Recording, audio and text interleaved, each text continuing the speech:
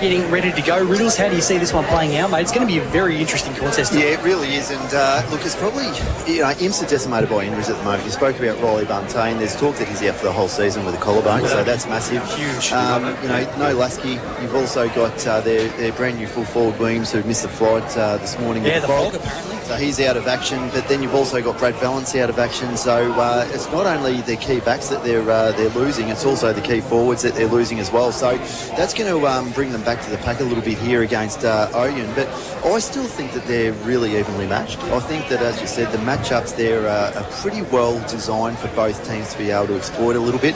I'm going to be really intrigued, as you said, to see if Talis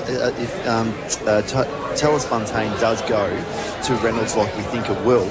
The issue that you have is Riley Buntain is that one who really comes across and plays that third man up and is great intercept marks. So whether that just opens up other avenues to goal for Ouyen, because he's going to try and lock down on Reynolds and not really get that player to be able to come in third man up. We saw them about a month ago against Merbean where it wasn't one of the Buntains that was out, it was Ben Galbraith, but they took out one of those key pillars and they still held up pretty well as a defensive wall against the Magpies, even though it was a 22-point loss.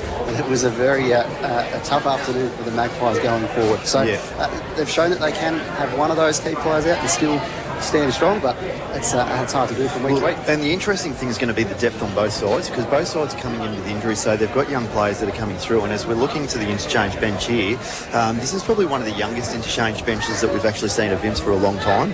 And we know that they have struggled in the reserve grade at the moment. So the depth that, probably the players from 16 to 22 on the list is going to be really intriguing to see which one stands up, because we know that the A-grade talent at both ends is spectacular. Yeah, we've got a colossal clash in the ruck today. This is the one. This is my most exciting part. Absolutely. Dylan Bramage, who's been on fire for the Kangas, up against big Riley Burns, has been one of the best in the comp for Imps, I believe, between the 99 hitouts last week. In a wet day, it certainly suited the big men. And our man Max the Axe Hollingworth will be keeping charge of all the numbers. Those two will be featuring in the hit-out contest. It'll be interesting to see where that goes from here. Umpire holds the ball aloft. First quarter of action here on Hot FM is underway for the Euston Club Resort. Here's Michael De Fabrizio. Hit out goes through the hands of Fitzpatrick, comes to the teammate Darren O'Dwyer, but his handball was just into space. And he has a teammate in Douglas run onto it, but in the middle, a bit of a skirmish between a few players. And Fitzpatrick's hurt himself too.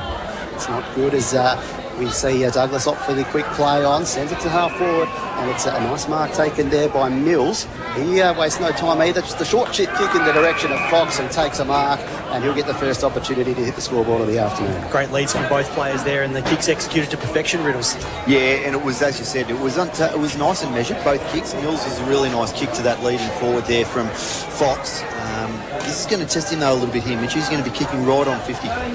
Jaden Fox, star of course for Imperials, best and fairest in the premiership year in 2024. On the runway from right half forward. Distance doesn't look like it's a problem, but the accuracy is to the near side. Just pulled it across, minor score, one behind. Now the start on the Cuniola Club scoreboard.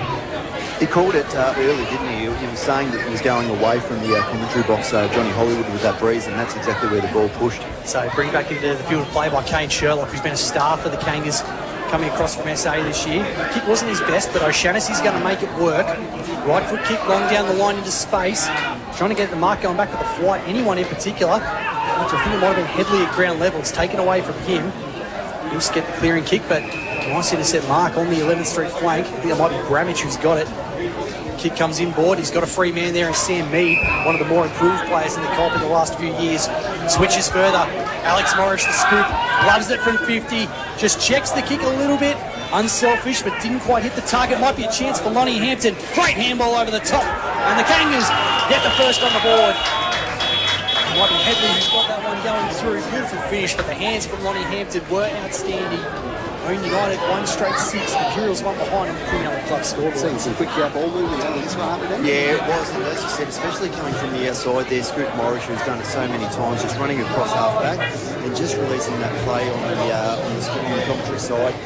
As you said, I'm not sure if he checked his kick, but he looked very nervous going inside, but young Lonnie Hampton just did exactly what you expect from the small forward and rode to perfectly with quick hands. Back into the centre of number 3 Oval. No, Dwyer just runs onto it, but a big tackle by Ryan McKay. He's got the run with roll on the accumulator. Big win there, holding the ball. Immediately plays on with the short kick. It's a dangerous one. Morris tried to take it down low, but couldn't quite reel it in. He's got Plant there for company as well. Stacks on the middle inside the centre square. John Hollywood on the boundary. Bafati Boomba. Good fast ball movement from both sides so far, not wasting any time.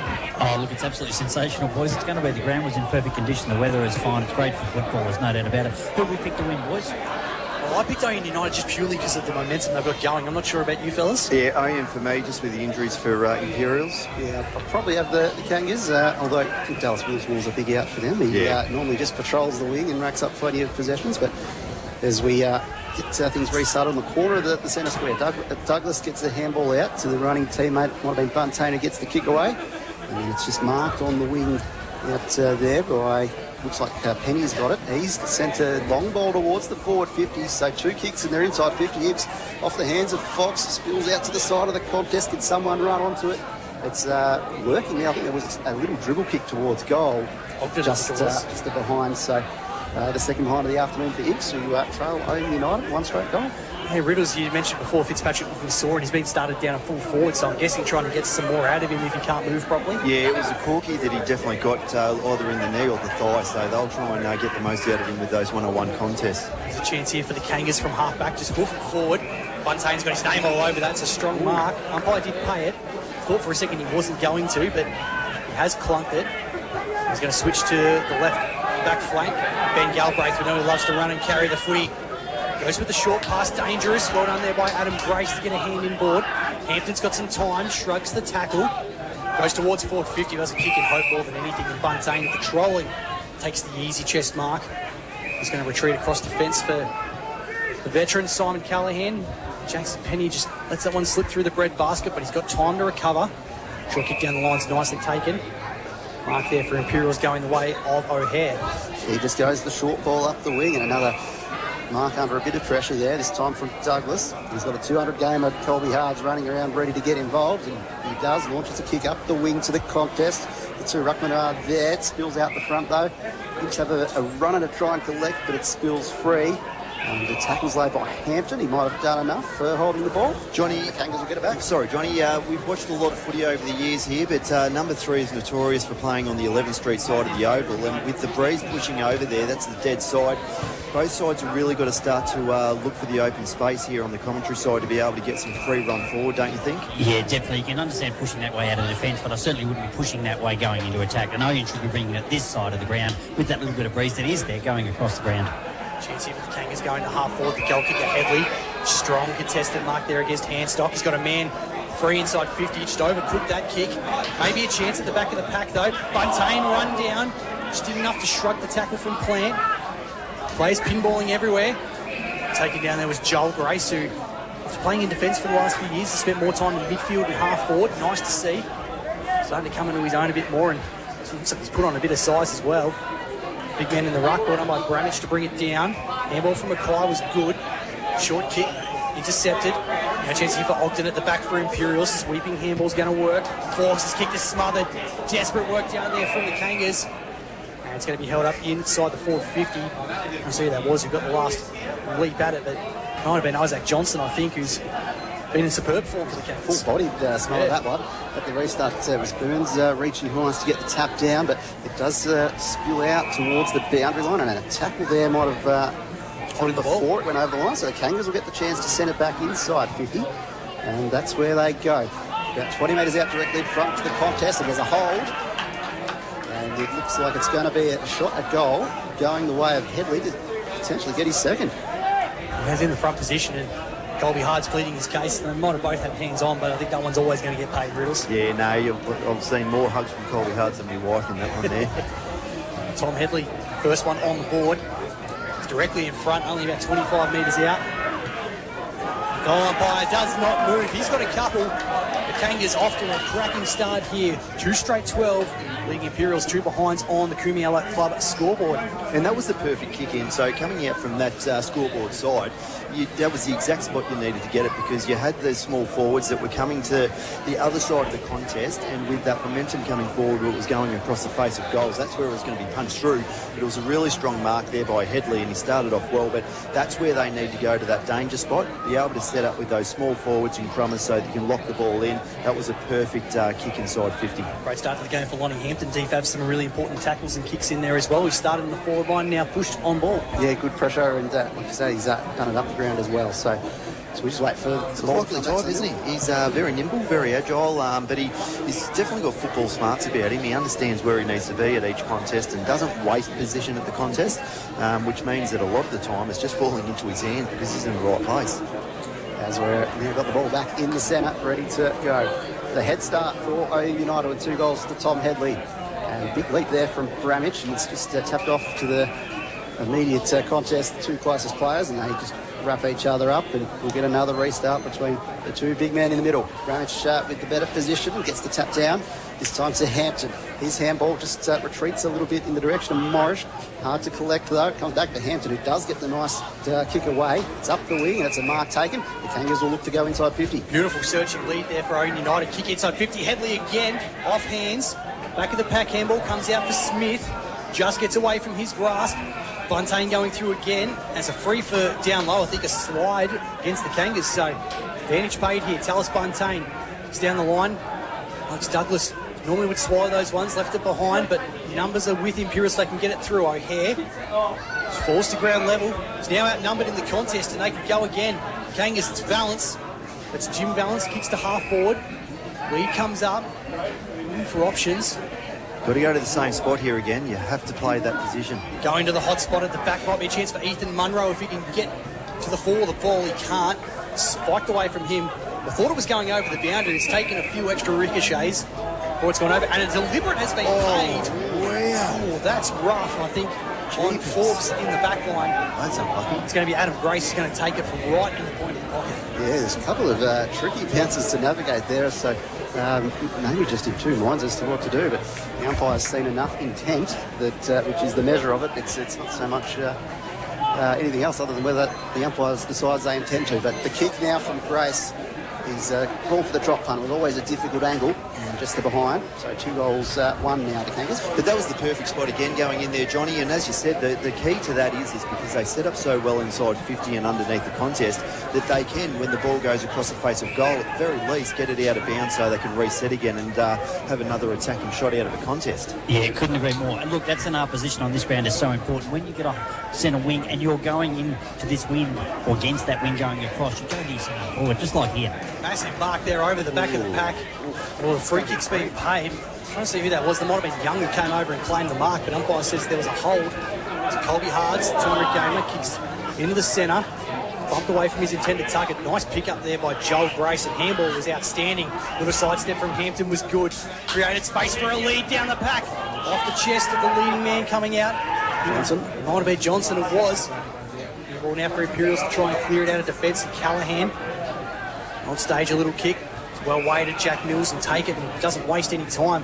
Pops it over the top to a free man down on the wing. Chance here for Tannen Hurley. Needs to get it going. Tries to find someone to handball to, gives it to Ogden. Up as he kicked it. Felt damage there, didn't he? Certainly did. Wasn't afterwards, was certainly fair. And he's feeling the full effects of it as the Kangas come out wide through Adam Grace. He's got a couple of leads on, goes straight down the guts. That's a beautiful kick for Blake Smith, who drops the mark. Gives Galbraith the chance to go in. He's wrapped up, however. They are physically monstering IMSA around the contest at the moment, and every kick that they have, which is a one-on-one contest or a marking contest, they're just worrying them out of it at the moment, so they've just got to steady themselves a little bit here, Imps. Deals with the hit out to Brad Hards. The kick ends up being collected there by Sherlock, who just launches a rocket out to the wing, hoping to find someone.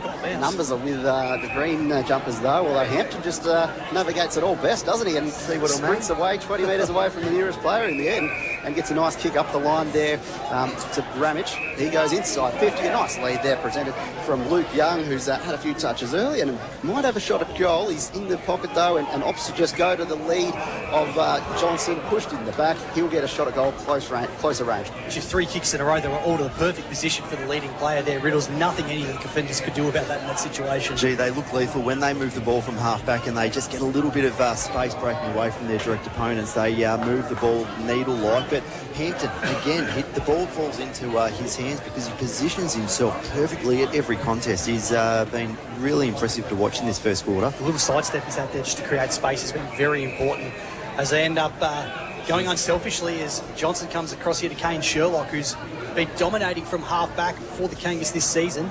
He drifts into open space, and I don't think distance is going to be a problem here for the South Australian. He'll kick from basically on 50, left half forward. He's got Eminem vibes about him, doesn't he?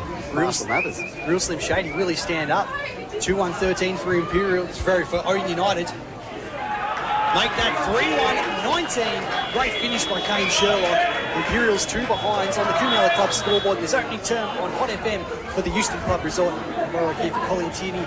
First National Real Estate is John Hollywood for Fatty Boomba. Looks like Cooper Ogden's coming in with the arm in the sleeve. That does not look good. That is not who you want to go down. Yeah, look, that's not good. And they didn't even worry about the interchange regards to play coming on. They got the player on before he come off. So I don't think that looks good. I don't think he's going back on by any means. They're looking at the collarbone right now, so we'll find a little bit more out for you and get back to you.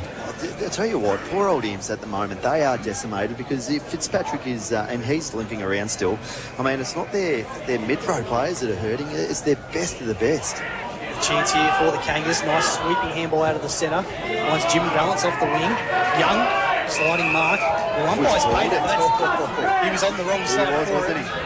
So you can't really blame the umpire on that one. Good smother, though, by Callahan off the kick. Galbraith just gets a handball away in time from the tackle. Big Riley Burns shrugs off another one. Handstock. Kick in Hope down the line. Over the shoulder. Free kick going the way of the shovel, Alex Douglas, who's had a good start to this one, DFAB. Yes, he has. He's certainly been involved, getting up the ground a bit from his usual position. Just waits a bit here. He's got another man, another Colby Hards run around the back for another kick. He sends it just towards the 50-metre arc. It's a 2-on-1 contest favouring the Kangas, and if this comes from the back, it spills out to Webb, so it'll come back to Colby Hards under immediate pressure, though. Ends up just snapping a kick in the direction of Penny, who also goes quickly. Just launches it inside 50 position, though, favours the Kangas, and it'll be a mark there by the goal kicker, Kane Sherlock, who's pushed back into defence. That's what he's done perfectly all season. Kicks over the top to Simon Brown. the one remaining Underwood player from before the merger coming through. His longevity is outstanding. Little kick inside wasn't great. Douglas did well to get in on the contest and holds it up. I think with Fitzpatrick going forward, Riddles, Douglas looks like he's gone on ball. Yeah, he's had to be able to go up there and try and get some run and carry through there. But at the moment, they just need anything. Imps to be able to just give them a little bit of a spark. So hopefully Douglas is the one for them. They're going to try and shovel it out here, Imps, and I think they're going to get a free for a hold of the jumper. It's going to go the way of O'Dwyer. It's a big game so far this season. That's barely 15. Umpire has paid it though. It's been we're talking about Fitzpatrick, who's told to play on. He's hurt. Yeah, he definitely doesn't look like he's hitting the ball well at all. Half volley's in front of Jaden Fox, who does his best to try and keep himself in the contest, and maybe not a bad result for Imps in the end. Held up inside the forward 50. And tried Michael D. Fabrizio, John Hollywood, Ben Ridley, Max Hollingworth all bringing you the action today on Hot FM. Tap goes towards the boundary line, and Thompson, they tried to keep it in, but I think it has gone across the line. And I think Riversville looks that Thompson might be starting behind the ball. Yeah, I was just looking at that myself, and I was actually just trying to see if that was Thompson there. But I don't mind that move at all, because again, it's giving that slingshot that they're being able to manipulate through the middle of the ground, and especially through the corridor. With him and Sherlock down back, that's a very strong setup. Kenny gets the hit out from the throw in and snap towards goal. Is there enough on that to claim it? I think there might be. It was touched. So there was some celebrations from the Imps players, and it was really just a kick in traffic. But someone got a hand to it along the way. So it's the third behind for Imperials so far. Yeah, it might have been Hurley, I think, who had the kick and just got the fingernails on it. The Ouyen Utd defender, 3-1-19 for the Kangas. Imps three behinds, I beg your pardon, on the Kumyala club There's scoreboard. a 50 as well. Yeah. I wonder what that was for. Either way, Sherlock's being marched out of the goal square. Imps players just trying to flood back at the moment. Sherlock's got a short man on there in Joel Grace and goes in that direction. Takes it inside the centre square. First quarter ticking away here on Hot FM. Grace can check the kick. Headley around the back if they want him. Headley around the back. Scoot Morris takes off immediately, goes in that direction, and Ben Ridley has called it beautifully. Great kick too from Alex Morris. Didn't overhit it, just popped it into the space DFAB for him to run around and have a chance at his third in the opening term. Yeah, once again, they just work it well forward. And to your point earlier about Thompson playing back, we haven't seen a shortage of forward targets, have we, in this first quarter from Ouyen Utd? And they've been kicking it well to the leads, and everything's been timed perfectly. So it's all functioning pretty well up there. As you said, Headley and Young in particular have really presented well. Tom Headley, 2 of the 3 goals to his name so far. That one looks good. He's loved it all the way through. Got the shimmy going perfectly. The in-swinger was Michael Holding-esque and splits the uprights. His third of the opening term. Ouyen Utd 4-1-25. Imperials 3 behinds on the Kumyala Club scoreboard. John Hollywood on the boundary for Fatty Boomba. Headley's proving a real headache for the opposition at the moment. Oh, look, and the reason he is, and everyone upstairs knows this, that if you're a forward like that and you've got the delivery coming in that you've got, you've just got to move into open space, don't you? And that's what he's doing. That was a great place to run, wasn't it? That's the side we want him to run. That's the side that obviously the on-ballers need to kick the ball to. Any updates on the shoulder injury there to Ogbert, Johnny? Oh, look, he's still getting treatment, but he's not in a good place, boys. If he comes on, he's a braver man than me. Dwyer roves nicely, gets a handball away. Kick inside 50. It's in the direction of, I think, the first gamer there in Thomas Tui. Maybe not so much a debutant as we could say Tui's new. Yes. Look at you. Although, to be fair, there's only one E in his surname, not 2. Yeah, semantics. So I'm with you there, DFAB. I'm all for it. And the boundary throw in. Bramage and Burns wrestle. I'm not sure who got the hand to it in the end, but it just came down to a contest, and Mills is wrapped up in the tackle, so we'll get another restart and another battle between the 2 big men. Umpire throws it up. Burns tries to reach around, but Bramage just had the better position. Threw a few hands there, and it's Mills out the back collecting, who's got a teammate running around the back also. They're retreating. Hurley gets a handball in the direction of Burns, who gets it to Mills, and they finally get that kick forward they were searching for. It's deep inside 50 to the contest. And it's immediately a tackle that will wrap things up about 15 metres from the Imps goal. Jaden Fox just not getting any separation. Tim Gloucester's got the run with on him. As it was Scott, who's been a good goal kicker for them so far, the last man wrapped up. Kangas clearing it out of defence. Kick into space. Brown leads the race. Just gets a handball as he's tackled. It's going to be taken there by Burns for Imps. And now Galbraith pops it short. Mark taken. 65 from home. It's Jackson Penny who's got it. I think Galbraith wanted to run around the outside. His direct opponent ensured he couldn't. No crummers there for Imperials at all. So he's going to run off now and just try and swing it in as far as he can. High towards the top of the square. He's going to take a good mark from here for either side. Big fly again from Fox. It's going to be pinched by the Kangas and they clear it out of defence. Long down the line. Headley again the target. Just went a little early. Fell out of his hands. Follow-up though was good. Probably held on a bit long though. Well done by Callaghan, who immediately takes off. Handball down the line. Chance here for Douglas. Wants someone to come to him. He's got the youngster coming through there in Roberts. And in the end, he's forced across the line. Nice smother from O'Shannessy there to what was looking like an inside 50. So he's held it up just outside the 50-metre arc for Imperials. Certainly been hard work for both teams so far. 4-1-25. Ouyen United plays 3 behinds Imperials. Flicked in about 55 from home for Imps. Bramage took it out of the ruck and just handballed forward. O'Brien went back for Imps. Now a chance here for Fitzpatrick. He's got a good bit of leather on that one, but it's to the near side and just a minor score again. 4 behinds on the board for the Green Machine. Still searching for that first goal. Imps have got the 4 behinds, and it's one thing that was looking at going into this game. They are 7th for points per game in the league, so a bit of an imbalance there, although they're number 2, restricting opposition at the other end. They really need to restructure their forward line. They've got to get a little bit nippier pace around there. Some small forwards in there that can create a little bit of spark. With Scott, with Fox, and also an injured Fitzpatrick, they're just not quick enough. They're too slow, and they're going to get beaten with that third man over in each contest. If you look down towards me now, boys, you'll see young Miss Dalton going off. He's in a lot of pain. Yeah, right. Jeepers. Fox is really playing above his height at the moment. 2 contests in a row where he's had a good lead. This time the kick spills out and it's kicked forward to the goal square where Burns was. But kind of juggles it towards the boundary line. Might have been smart from Burns in the end, knowing if he couldn't reel it in, he might as well get the throw in rather than a behind. I think it's the first gamer in Chewy. He did well to actually bust his way through the tackles. Snap towards goal and put across the boundary line. Thrown in left forward pocket here for Imperials. Bramage just thumps it down. Pinched by Mackay, who had to do the Irish jig to try and get it going. There's a mark. I don't think it was going to be paid. I don't think it went the 15. In the end, he didn't take it, so it's down at ground level. He started well too, hasn't he? Yeah. Showing a bit of something coming out of the 2 side. Pardon the pun. There's a chance here for Kangas. I think Johnson just getting the clearing kick forward. Brad Hard's going back with the flight as he normally does. Escapes past him, but Galbraith will put it back from where it came from again. Towards 25 out. They had his name all over it there. The big man Bramage had just clunked it in at centre half back. They're asking the bigs to roll back here with Imperials bigs moving forward. Stay out of the 50 and let some other players. They're clogging it up. More good ball movement end to end there from the Kangas. It was nicely worked from Mead, and it's ended up in the hands of Adam Grace. Adam Grace, the youngster there. He's going to get a shot at goal from about 40 metres out. Not too much angle to speak of, but real just end to end work there from the Kangas. Again. They just busted it wide open, didn't they? And again, the work out on the wing was outstanding. Nice work from Young at half forward too to be able to get up and create extra bit of movement. But that's what happens when you're going in and you're clogging your forward line so quickly. The risk is the release down the other end is into space. It's quick, it's decisive, and this is what happens. Directly in front, pretty much, Adam Grace. He's tugged it a little bit, but it's not too much. It's through for his first goal of the day and 5th for Ouyen United, 5-1-31. Beating Imperials 4 behinds on that Kumiela Club scoreboard. Of course, we're here on Hot FM for Collie and Tierney, First National Real Estate for the Euston Club Resort in this opening term.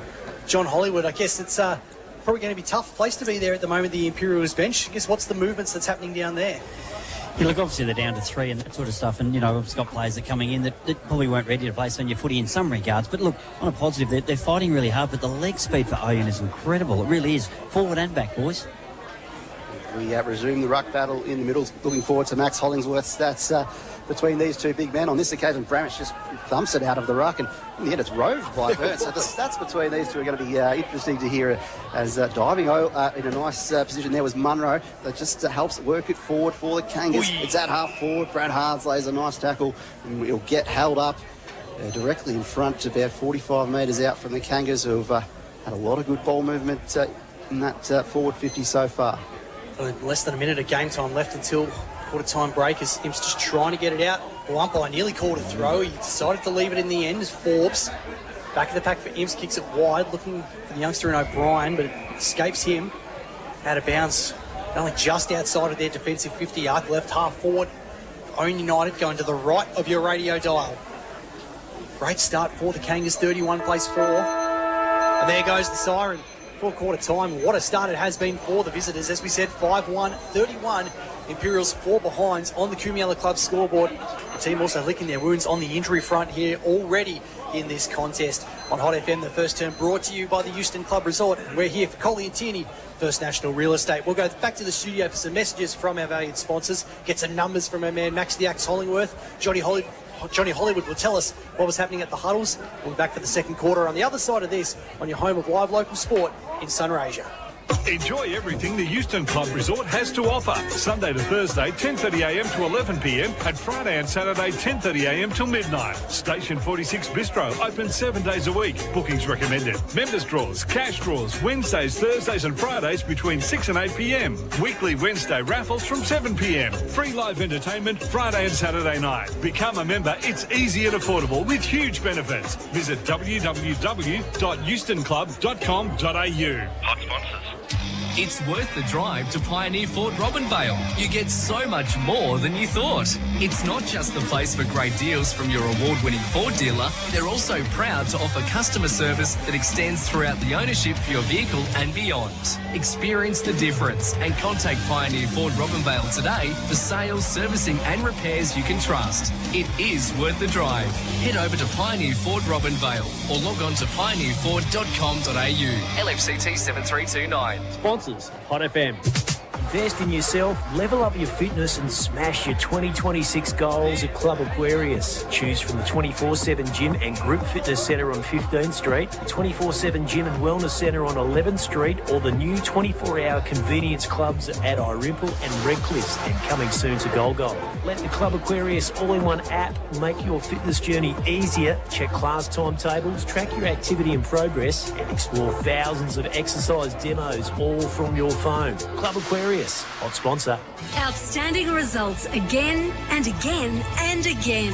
It's what you expect from industry leaders Collie and Tierney Real Estate, serving the people of Sunraysia for 75 years. Trusted and professional real estate advice and service, consistently delivering results for residential, commercial, lifestyle and rural properties. It's the right choice for your property. Call Collie and Tierney today and see what they can do for you. Collie and Tierney Real Estate. They put you first. Sponsors at Hot FM. Fatty Boombar's back at 66 Lime Avenue. Burgers, sides, palmies, salads, toasties, great coffee and more. No clowns, no roosters, no colonels. Just honest food, no fuss. Dine in or take away lunch and dinner Tuesday to Saturday. Fatty Boombar, Lime Avenue. Hot sponsors. Don't miss 60 mad minutes every Friday night at the Kumiala Club. There's 50 prizes to be won, including meat trays, gift cards and household items, plus a whole lot more. The Kumiala Club is also your ultimate playground. Play some of the world's best golf courses and take on the Interactive Games Challenge. Perfect for your next function, birthday celebration, or just having fun with your mates. The Kumiala Club, proud sponsor of your community radio, Hot FM. The Sunraysia Footy Match of the Day. Thanks to Collie and Tierney, First National Real Estate. The SFNL Match of the Day on Hot FM, your official SFNL broadcaster.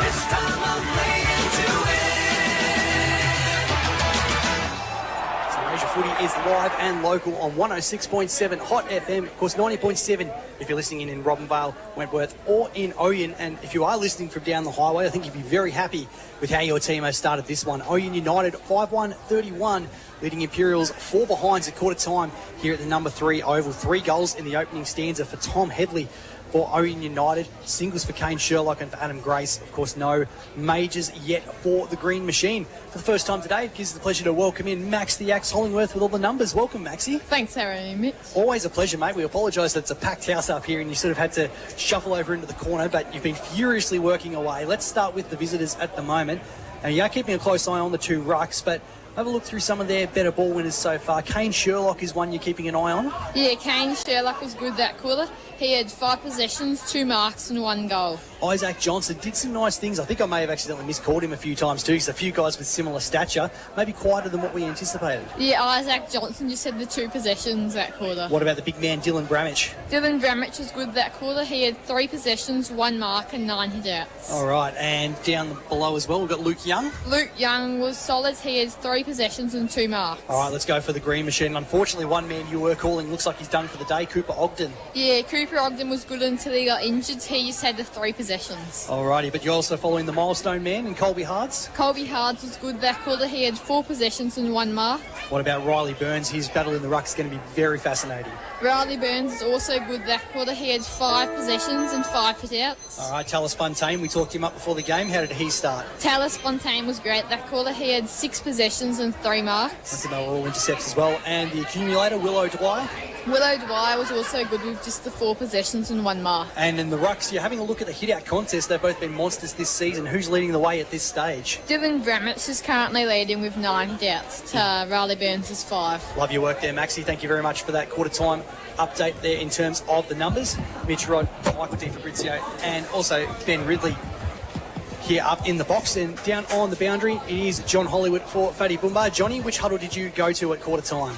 Yeah, look, I pushed Imps and I wanted to hear what I wanted to hear, I suppose, and I got what I got. Bradley was very clear. He said, look, we've been working on lots of things, but we've got to go back to our basics. We really do. And the thing that I did love about what he said, not only was man up better and let's get harder at the ball and all the basics there, he said, as much as there is a little bit of a breeze going across, he goes, I'm not attuned to always defending that side if we're open on this side. Let's look for our open run and let's work a little bit harder. He just wanted more run, basically, to offset theirs, but mostly basics, boys. Beautiful, thank you for that, Johnny. Before we get into this one, DFAB, you've got some scores from the one other game that's happening today. Yes, split round, obviously. Irimple 5-2-32 leading Redcliffe 2-1-13. So hot start for the Swallows. Absolutely, as the second term. Let's get underway here for Club Aquarius at goal here on Hot FM, and Bramich dumps it forward again for the Kangas, but so Dwyer, who gets the kick forward, clearing away for Imps. Intercept mark. Ball was taken by Thompson. Umpire lets it go. Isaac Johnson, left foot kick to the 11th Street flank. Jim Valance trying to mow it down, get away from his opposite number 17 there in Hurley. Handball off to the big man in Bramich, who just trots inside towards forward 50. Kick didn't hit the intended target. Imps get a chance to try and clear it forward.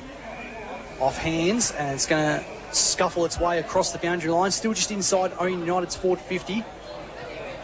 And get a boundary throw in. Riddles, what were your thoughts on the opening term? Yeah, just thought the run and carry there from half-back, and obviously using that space, not only through the corridor, but on the fat side there from Ouyen was what probably got them through with that 5-goal lead. But we're just seeing a wounded team here in Imperials, and as you said, they're certainly not disgracing themselves around the contest. It's just the lack of cattle that they've got out there. Thrown up again. Yeah, Bramich with the hit out there. Comes out the back. Bramich was ready to run around. In fact, the free kick's gone the way of the Kangas. So Bramich sent it towards goal. Nicely done from the big man who's moving beautifully early in this game. And the Kangas extend their lead. It's like watching the Statue of Liberty just rolls around on its own. The big man just decided to go himself, and why wouldn't he? That was a beautiful kick on the run. Great finish. He's got his first. Ouyen Utd have their 6th. 6-1-37. Imperials 4 behinds on the Kumiala Club scoreboard. About 2 minutes gone in this second term. Johnny Hollywood, what a finish that was from Bramich in the end. The big man knows how to kick. Big man knows how to do everything. He really does. I'm quite surprised. Like, notice with Mr. Bramich, he played a lot of South Australian footy last year. We didn't play a lot of senior footy. The guys behind me are clearly saying that they've never, they obviously think he's really, really fit and dedicated to the cause. Great, and he can play footy. And another Bramich hit out there in the middle, and it's run out in the end through Valance, who sends it towards a difficult position in the forward pocket, and read well there by, I think it was Brad Hart's Colby Hart, sorry. There's Brad Hart's getting the running ball. He kicks it up the wing to the contest. Reagan Scott's front position, but a nice, confident double fist there from Luke Thompson to send it over the back of the cars, and we'll get a boundary throw in on that far side of the ground. Gee, Fitzpatrick, boys, he is really limping here at the moment for Imperials. He's just hanging out the back of the contest, isn't he? It's a free kick, I think, going the way of the green machine, and handball sells Burns into a bit of trouble. Hurley trying to find his way through, just gets a handball off in time to Burns. Down low, Brad Hard's around the corner, high up and under. Douglas might have taken it. Well done by Bramich again, who brings it to ground. Douglas taken by Thompson. And it's going to be a stalemate right on the forward 50 here for Imperials, who desperately love their first on the board. 3 minutes gone, second term. On up again. Burns wins the tap down. Well done by Scott to evade a would-be tackler. Now Penny. Right foot kick just sits it up. Sherlock's got the sit at the back and had his name absolutely all over that one. Fitzpatrick just can't go with him, unfortunately. He just can't get that gallop up. But they're setting up so well behind the ball here with their numbers at Fox the moment, was aren't they? just surrounded by 3 or 4 blue and white jumpers in the end. Timmy Gloucester made life hard there for Adam Grace, but lucky enough he got his fingertips to it and out of bounds for a throw-in. Right half forward here for Imperials. But I can just see the DFAB, they're going to try and shape as much as possible to have Sherlock playing on Fitzpatrick just to try and get that loose man there. Yep, certainly an advantage as the ball's thrown in out of the contest. It's kicked away nicely by Alex Morris, though in the end it's read well. And Imps will retain possession just on the edge of the centre square. That kick goes inside 50. O'Dwyer comes in to get a hand to it. He might be able to juggle in the mark in the end. He came up with a spoil, but had a decent piece of it. Surprised even himself, but didn't convince the umpire. It's a ball up. Rain Scott contesting it up against Bramage and does well in the end. The Imps player spills out the inside of the contest. Hampton's the one through traffic again, just looking calm and composed. He sees a man in Munro and he takes the nice mark in front of Colby Hards and will set up along the wing. Inboard. Short pass here for Joel Grace. Immediately plays on, kicking into space. That's a well-weighted pass. Scoop Morris takes it on the edge of the centre square and immediately runs off. Long inside 50. That's getting the journey, is it? Buntain gets there at the end, slaps it across the line. In fact, I think there's going to be a free going the way of Imps. Might have been a Shepherd in the contest. It's going to be Milestone Man, I think. No, it's Callahan who gets it. Handballs across for Brad Hards. Two have played many, many games of footy together. Kick had a bit much on it for the intended target, and Hurley is happy just to concede it across the boundary line. Get a throw in on the 11th Street flank. Chance here for... Excuse me there, guys. John Hollywood. Yeah, injury update. Mr. Fitzpatrick doesn't look good. He's come off. He's actually taken off his hamstring tape that he had at the start of the game. He doesn't look good to me. His leg's resting. The trainer's even stopped going to him. That's not a good sign for me. So I'll update you in 5. Thank you very much, Johnny, as they might be down to 2 on the bench already, Imperials, but we've got a chance to go forward here again. Kick comes inside 50 there off the boot of O'Hare to the one-on-one contest. Fox ends up going over the back, but it's going to spill out nicely for Mills. And Imps are finally on the board in the second quarter. They get their first of the afternoon through some nice end-to-end ball movement there, and Mills was the man benefiting at the end of it. Yeah, O'Hare was the man who got it moving from the wing out into space. Fox's attempted mark just fell into space for Mills to dash in and kick the opening goal of the day for the Green Machine. 1-4-10. Ouyen Utd 6-1-37 on the Kumiala Club scoreboard. I think that's a bit of a template there that Imps can work to. Maybe just try and isolate Fox out one on in the 50, and then be able to get the likes of Jack Mills and also young Tui and these guys to be able to run over the back and just be able to play within a little bit of space. So unfortunately they're not doing that. We can see that Riley Burns is now going deep forward as well, but I would like to see them really open up and let some pace go through that forward 50. Well, Tallis Buntain's going into the ruck for the time being, and there's a free off the ball, and it's going to go the way of Penny for Imperials. So we'd love to get 2 in as many minutes here. Green Machine, just a good mark in the end there by Gloucester. Awkward one to read.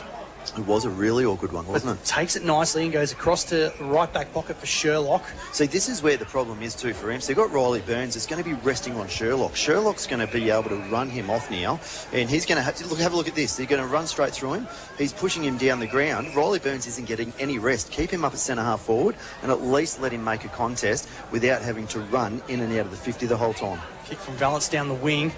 Went off a set of hands, and now a chance for Imperials to rebound and go again. Buntain, like him playing through the middle of the ground at the moment. High up and under kick.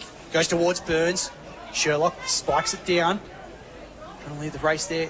Ouyen Utd. Don't know who the player was at the bottom of the pack, but meanwhile, Mills. Imps go forward again through Mills. Sherlock just read it, was too big. And that's the problem. He's going to run off Burns, and he's going to find that space each time. So the switching kick to Morris, who's got a bit of space and takes the mark in defence. Goes to a very lonely Hampton inside the centre square, takes the mark and turns and goes out to the other side. So they've switched back to that far side wing, and numbers there with the Kangas, Bramage marks, and sends it up the wing now. 2-on-2 contest. Galbraith had a good piece of it and spills out to the advantage of Imps, and they work it forward to Hurley. Hurley's ball, he's got a man in space. A world of space to collect it, though. Tricky bounce to gather and a hold of the jumper. So it'll now be a quick inside 50 kick, top of the goal square. Burns is there, takes a nice strong mark. Imps will get a chance for their second. It's well done by Will Dwyer, the man out there on the wing, who on a couple of occasions could have easily just thrown the head back and given it up, but ensured he got the free kick and put it to the right spot for the ruckman. So even though maybe the matchup could favour Sherlock if he runs off, this is where they get the advantage. And Burns directly in front. Big man, I think he's just got it home. He made the goal umpire earn his keep there, but it doesn't matter. It's gone between the big sticks. 2 in a row now for Imps. Bit of a pulse here for them in this one. 2-4-16. Ouyen United 6-1-37 on the Kumiala Club scoreboard. We've gone about 9 minutes in their second term. The Club Aquarius goal here on Hot FM. Mitrod, Bocco, Fabrizio and Ben Ridley up in the box. Well, Johnny, I'd be sitting there just tapping the coaches on the left-hand side of you and tell Sherlock, keep running down the field, make Riley Burns, if he's going to rest forward, make him work for it and keep pushing him down because that was a really strong grab. Yeah, look, I don't think the big fella's going to need to be told. I think that's his intentions anyway. He's that sort of player. He's a run carrier, flanker or centre-half back, whatever he may be at the moment. So he's going to have to make Riley Burns work. There's no doubt about that. Free kick going the way of Imps again out of the middle, and it's a high tackle on O'Dwyer. So starting to build a bit of momentum here, the home side. He's got a short kick to a commentary side. Finds Alex Douglas. Hasn't got a lot leading for him at the moment, so he's going to go to centre-half forward. Fox has got to sit. I think everyone lost it to the sun there coming through, which is awkward. Lonnie Hampton with a little handball off again, just opens it up here. And now Morris on the run. Long down the line, Young's the target over his shoulder. Imps have got some numbers. Colby Hards sweeping handball back to Handstock. Almost caught himself wrong-footed, but they'll get it moving here. The Hards brothers waxing with the footy. Handstock again. Kicks wide. Not sure if that was his intention, but it was a good kick either way. Hit nicely up for Douglas. Yes, after a few handballs, they get the kick away, and it's nicely done by Douglas. His ball flies over the back of the contest with Fox, and there's a bit too much contact in it there from Timothy Gloucester, according to the umpires. So Fox has it on them just in the middle of the wing. He's pushed up the ground a bit, but he'll send it towards the 50 arc, and again to that one-on-one contest where Burns is, but floating in off the side is Buntain. A couple of bigs resting forward of helping out Imps at the moment. Chip over the top. Nicely done there. So James O'Hare to kick the third of the afternoon for Imps. Easy as you like going through. Was beautifully done by Tallis Buntain, who just burned Blake Smith, who's playing as the second ruck at the moment for the Kangas. Over the back, big contested mark, and O'Hare cleverly just wandered back to the goal square, unopposed Riddles, and the defence has got to be more switched on than that. Yeah, fantastic passage of play here for the last 5 minutes for Imperials with their 2 goals there. And again, both those goals virtually coming over the back there, so they're bypassing that centre-half forward position, trying to get over the back, and as you said, Buntain was momentous in that contest, just doing what he does usually at the other end, floating through. And that third man up takes a great grab. He's a really good player, Buntain. Buntain went for 2 hands in the ruck for the second time in a row at the centre-bout, so he's clearly struggling to shake the intercept marker inside of him. And this time he does some nice follow-up work too to get at the bottom of the contest and a bit of restart. Excuse me there, boys. You are what you are, Fab. Yes, Johnny? Yeah, look, the difference between the last 5 minutes, 6 minutes, O'Dwyer, he got away, he got off the leash, probably had 3 or 4 touches, and I'm sure your young fellow will tell us that in the future, but he's a very, very good player when he's on the run. Absolutely is, and so is this young player, Mills. Yeah, nice mark on the legs. Good kick there from O'Brien, the youngster, who gets it back again. He's got space inside 50. Barrels it home! Great finish! Wow. Gee, Imperials have just flipped the switch in the last 10 minutes.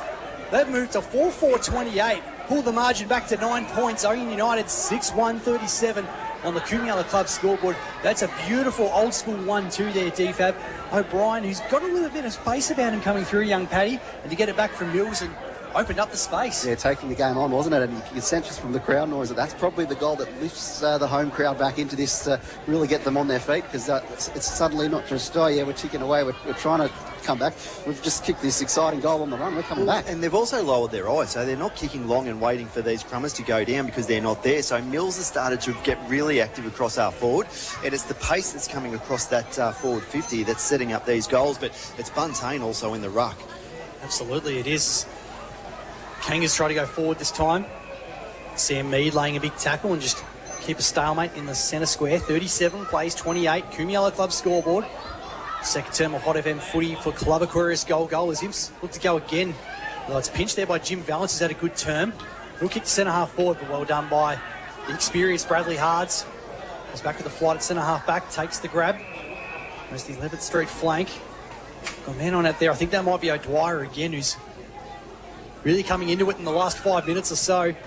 Wheels and goes. It's high to centre half forward. Awkward one to mark. Sherlock had his name on it. Good spoil by Mills. Balance trying to bust his way through for the Kangas. It does so. Up to Morris, who's running down the ground, streaming away. Long kick over the head of the inside 50 target there in Wisniewski. Pushes his opponent over. Follows up again. Callahan just calmly and methodically working his way through it. Galbraith, interesting, taking a few steps. He just got it away in time. Kick too, under pressure. Almost the full 15, but did it beautifully. And now Imps can go again with O'Dwyer through the middle of the ground. Got Bradley Hards to collect the quick handball, and he sends it out in the direction of Forbes on the wing. Takes the mark, goes quickly. He's got Mills, who just has to block out the sun, but reads it nicely in the end. And he's got a short option on the lead inside 50. Some more end-to-end ball movement. And a mark's taken about 45 out from goal. And it's, once again, it's O'Hare. So he could keep the scoreboard ticking over from here if he can connect from that distance. Gee, the kicking from both teams has been great in the last 10 or 15 minutes or so. Imperials, as you said, Riddle's lowering the eyes, hitting the man up on the lead. And as soon as you do that, you're catching the defence out. Yeah, and as you said, their skill work has been exceptional. But hasn't Mills had a purple patch for the last 10 minutes across half forward? Yep. And he's doing it both sides of the oval. He's really working his opponent overtime. And his pace and delivery has been exceptional. O'Hare. He's kicked one from the goal square. Can he get one from just inside the 50-metre paint? He's waited it well. Just sneaks in through the goal post. Nicely done from O'Hare. And the momentum continues to be with Imps. They've kicked the last 5 goals of the game. Incredible with their injuries too. I mean, you've got some real key players that have come off the ground that don't look like they're coming back on. But just a couple of really key moves here. And as we said, Buntain going into the ruck has been enormous. Mills really stepping up across half forward. Yeah, and O'Dwyer in the middle of the ground. I'm liking him. Yeah, coaching, that's what I love about it. They've robbed Peter to pay Paul down back. They've just said, hey, we're going to get some of our better players, the Buntains of the world, back into the game or back into the centre or into the centre. We're going to put Riley full. We're just going to have to fill the gaps at half-back and full-back. And they've done that, and it's worked really well. Peter to pay Paul. Regan Scott's been their leading goal scorer this year. He's gone back to his traditional full-back role down there to open up something different. It's nice when you can move the magnets. Zim's looking to go again. O'Dwyer's handball looked good. Awkward bounce for Buntain. Penny just gets a kick. In fact, the umpire says he doesn't. It's going to be a free kick going the way of the Kangas just to try and slow Imps momentum down. Kick from Mead. Cross to the 12th Street flank. Finds Gloucester. But now they haven't got a lot moving for them. Here goes short. Just pops it up here for Darcy Plant. Right in front of our commentary position. Go back, I think. He's going to have to, I think, to Gloucester. It's only just 15 again.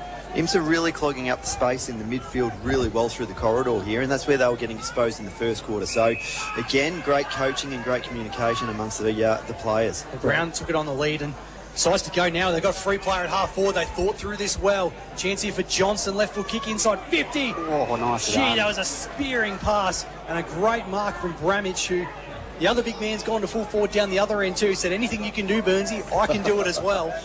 And now he gets a chance to line up only a slight angle, have a shot at goal, be his second of the term. Kicked a beauty early on in the quarter, DFAB, but that one, a beautiful bullet pass from Isaac Johnson. They thought through it well, the Kangas, didn't rush, didn't lose their heads, just kicked it nicely. So for a more traditional set shot from Bramage, he comes in, starts it very low, but it's done enough to float through, and a much-needed goal for the Kangas.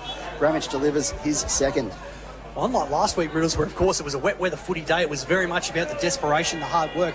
Skill level on today so far has been outstanding. Right across the ground, and as you said, it's the lowering of the eyes and those spearing kicks going inside 50 and hitting up those full forwards. We've been really spoilt in this second quarter with some great delivery by both sides. Yeah, I'm just going to say how good the forward 50 entries have been from both sides. Yeah. And it's the players that have a bit of pace, it's getting kicked to them on a lead. The big man, it's being kicked to them in sort of a nice one-on-one contest. Buntain's now going forward, boys. Oh, there we go. He's doing it all out of the middle. The ball evades all ruckman, so it's up to, I think, the Dwyer to get the clearance away. He's kicked it nicely to the first game. He got a fair piece of it there, but it spills out to the end, and O'Dwyer will collect again. He continues moving it forward. That one just evades the man we mentioned going forward, Buntain. although he might get a second chance, but the handball is over the boundary line. So throw in just inside the forward 50. I like Buntain forward. Now there's real agility. You've got a much smaller forward line and a much more agile forward line here for Imperials. He could take the ruck here too and let Burns just sit behind the footy. He does. He was 5 metres away from it, but he made a charge for it, although Bramage then uses his better position to get a handball away, and the Kangas clear it out of danger. Now Isaac Johnson with another bullet pass to Luke Young. Takes the mark on the chest and has an option moving up at him. Headley, who kicked 3 goals in the opening term. Johnson's just overlapped again and gone forward. So, again, this gameplay they've had so far in the first half. The Kangas not wasting the footy until they find an open space. Keep an eye out for Scoop Morris here, boys. It's his bread and butter, isn't it, Riddles? As Bramage, the big man, it's a beautiful kick from a bloke of his size. Switching defences, goes to O'Shannessy. Now to Sherlock, who's got some open space down the line. He's got a short option in Harry Scott. Decides to go more inboard. Who's got it? Oh, the kick didn't quite hit the intended target, but they've got time and space. Handball comes back to O'Shannessy. High up and under. Burns has got the sit for Imps. Bringing it down there was Young.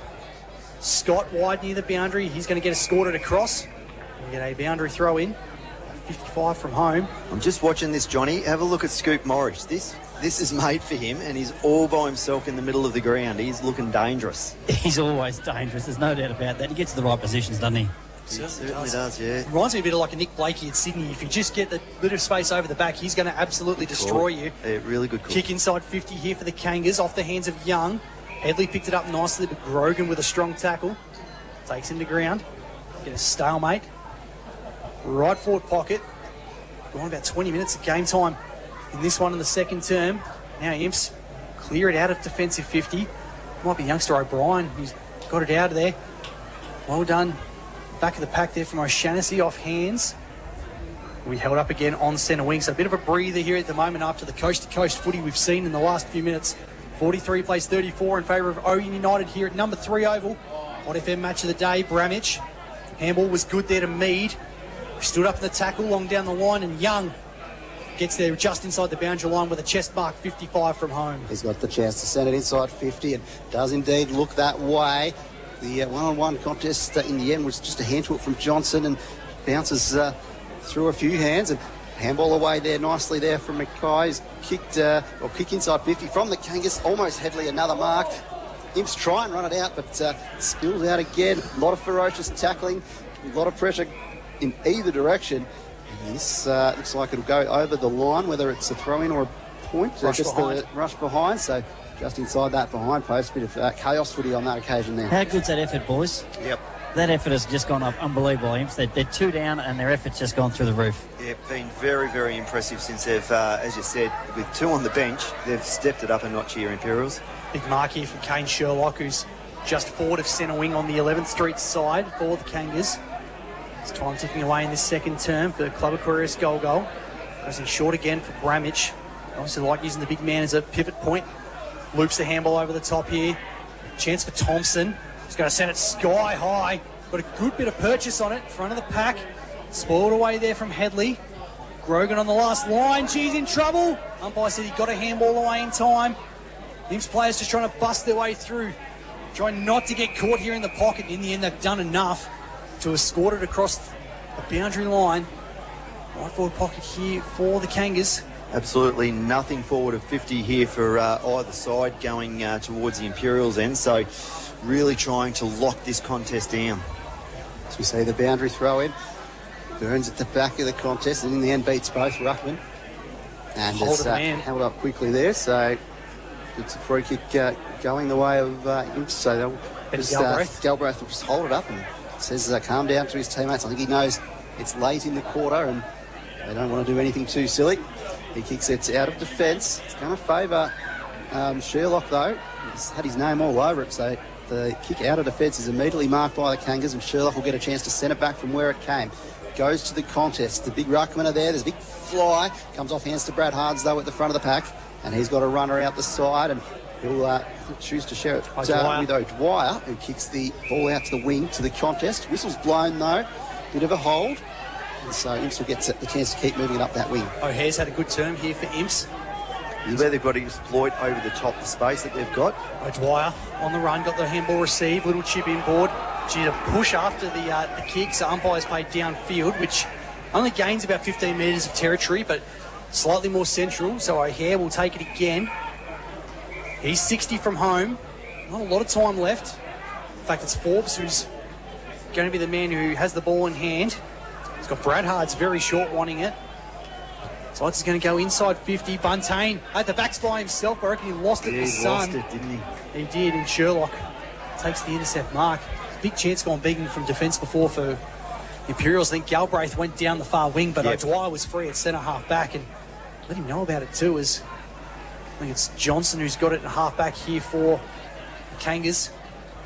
But just to go back to Bramich, who's the last line of defence, very much their MO at the moment. Riddles is they're just happy to hold possession, not spray it too fast if they don't have to. Yeah, they're just, as you said, locking this down and making sure that they can find that release, because there's a little bit of a zone set up behind the ball that Imps have played with in this second term. So if they do go long down the line, they're just going to be intercepted. So they've set up really nicely, the Green Machine. Johnson finds meat and almost, as he collected it, before the boundary line, almost got it back. So either out of bounds boundary, on the full, or it's a mark. Boundary throw. Yeah, you're right. Which one is it? Got to be one of them. Yep. Boundary, split the middle. Throw in.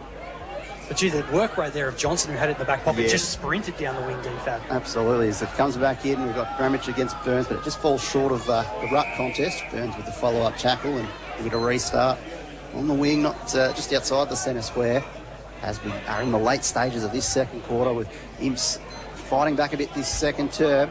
It's still trailing with 9 points the difference. Out of the contest, it's Douglas with the handball. Kicked away by Penny up the line. Has he got a marky target? I think everyone's kind of losing it in the sun at the moment. Just landed in between all the players, and Darcy Clown will get wrapped up in a tackle. 55 from Imps goal. Thrown up, no one rucks there, as O'Hare just tries to bust his way through. It's going to ricochet up to Joel Grace, who takes his time, pops into the middle of the ground, wants a good lead. It's a good spoil away from Galbraith, who could follow up if he needs to.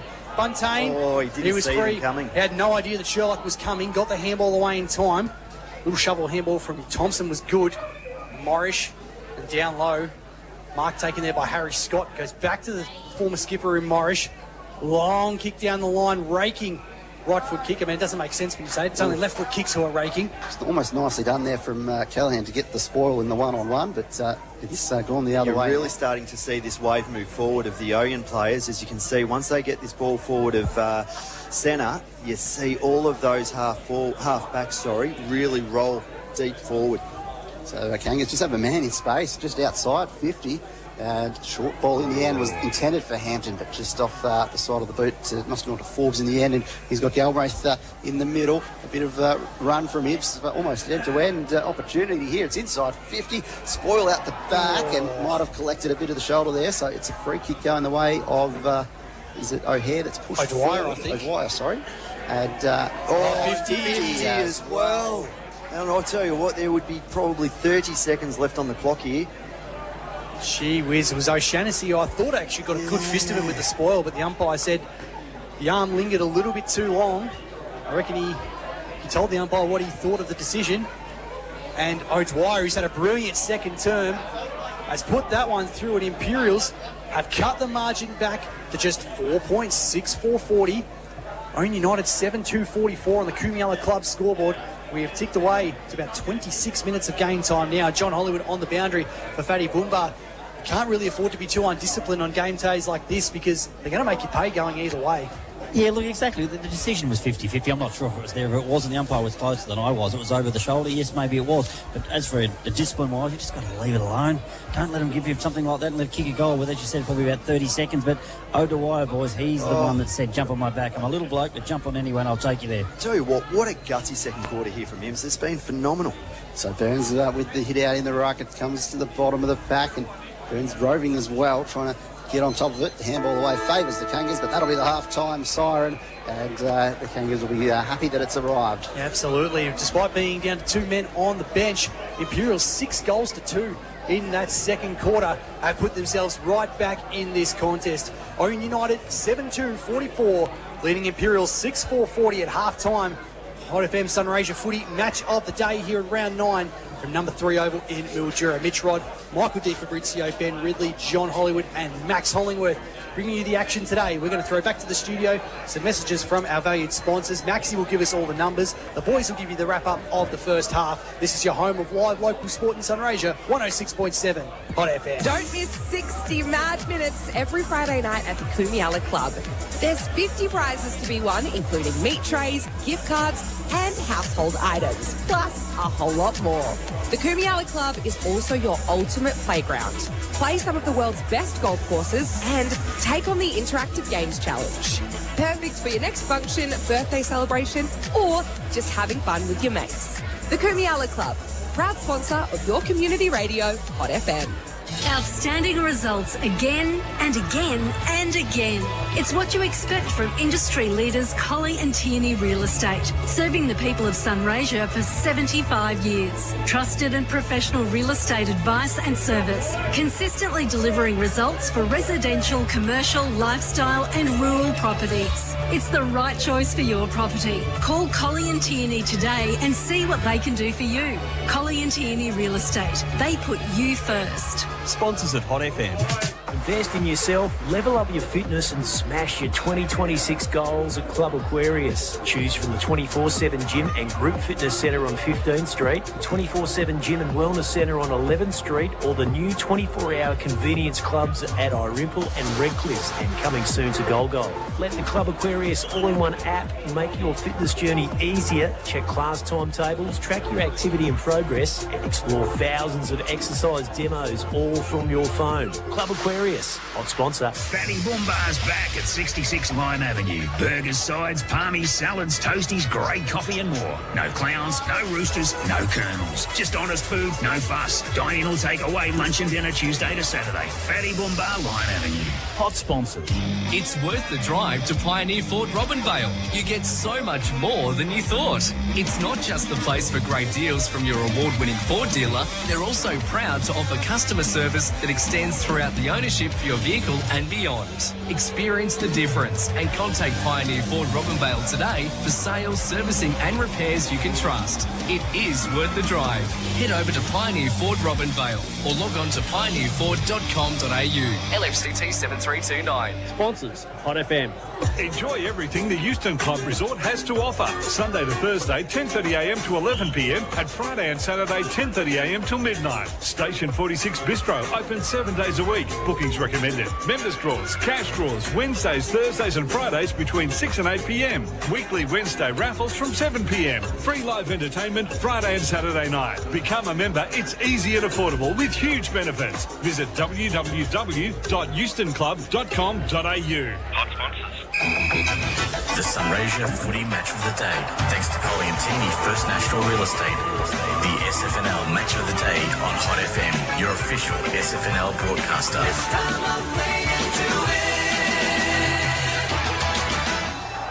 Whether you're just enjoying yourself doing some jobs around the house, you're out and about, wherever you're listening in to this one here today, make sure you don't touch your radio dial, because round 9 of Sunraysia Footy in Hot FM is going to be a cracker. It's set up beautifully after Ouyen Utd got off to a flyer in the opening term. A gutsy second quarter performance from Imperials, despite being down to 2 men on the bench, has them just 4 points in arrears at the long break. And it's Ouyen Utd 7-2-44, leading Imperials 6-4-40 on the Kumiala Club scoreboard. Before we go into more of the first half, DFAB, you might have some scores from around the grounds. Yeah, big result looming out at Henshallwood Oval. Irymple 8-3-51, leading Redcliffe's 3-1-19. So the Swallows might be turning things around a bit. Well, the Swallows might be following the Tigers' lead, who were only about 3 weeks ago. Redcliffe were in 9th and then found themselves in 5th before this round as well. Irymple had only had 1 win before their victory last week over Robinvale Euston, and might go in a similar direction. Your goal kickers in this one here today so far for Ouyen Utd: Tom Headland's got 3, Dylan Bramich has 2, Kane Sherlock with 1, Adam Brace also with 1 for Imps, James O'Hare with a couple, Jack Mills, Will O'Dwyer, Paddy O'Brien and Riley Burns each with singles. Let's have a look at some numbers now from our man Max the Axe Hollingworth. Maxie, let's start with Ouyen Utd and the big man Dylan Bramich, not only doing it in the ruck but on the ground as well. Yeah, Dylan Bramich was great that quarter. He had 8 possessions, 5 marks and 2 goals. And one of those was an absolute cracker on the run from right half forward.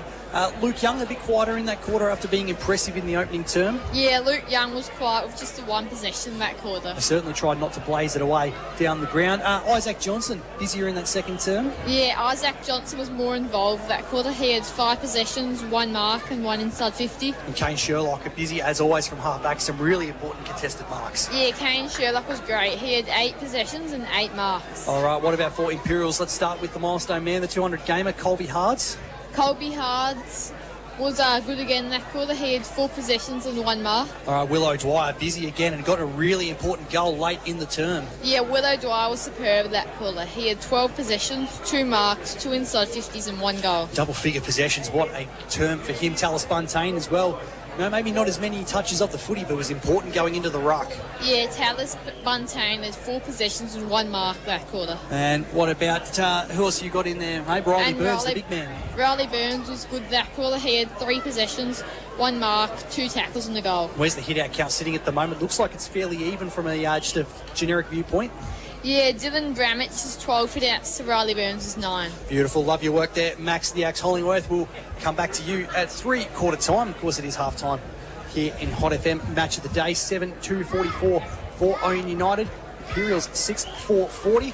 Michael Di Fabrizio, Ben Ridley and John Hollywood will run through the first half here as DFAB just having a bit of a look at a live ladder update as it sits at the moment. Yeah, pretty crazy to think if the results as they are right now still, or just the results at Irimple stands, they've actually moved into 5th spot. They've done enough to overtake Redcliffs with the margin they've got in that game. So compared to...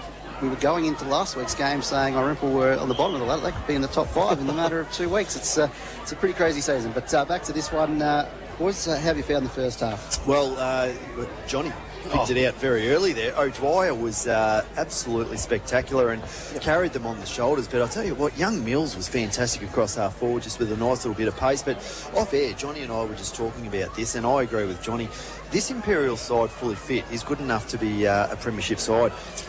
What they put out there in that second quarter was as good a football as you're going to see, with an absolute plethora of high-end names out of that side. And we were looking at the teams that can, obviously, Mildura's the yardstick at the moment, that can actually go with Mildura physically, but also with the pace and skill level.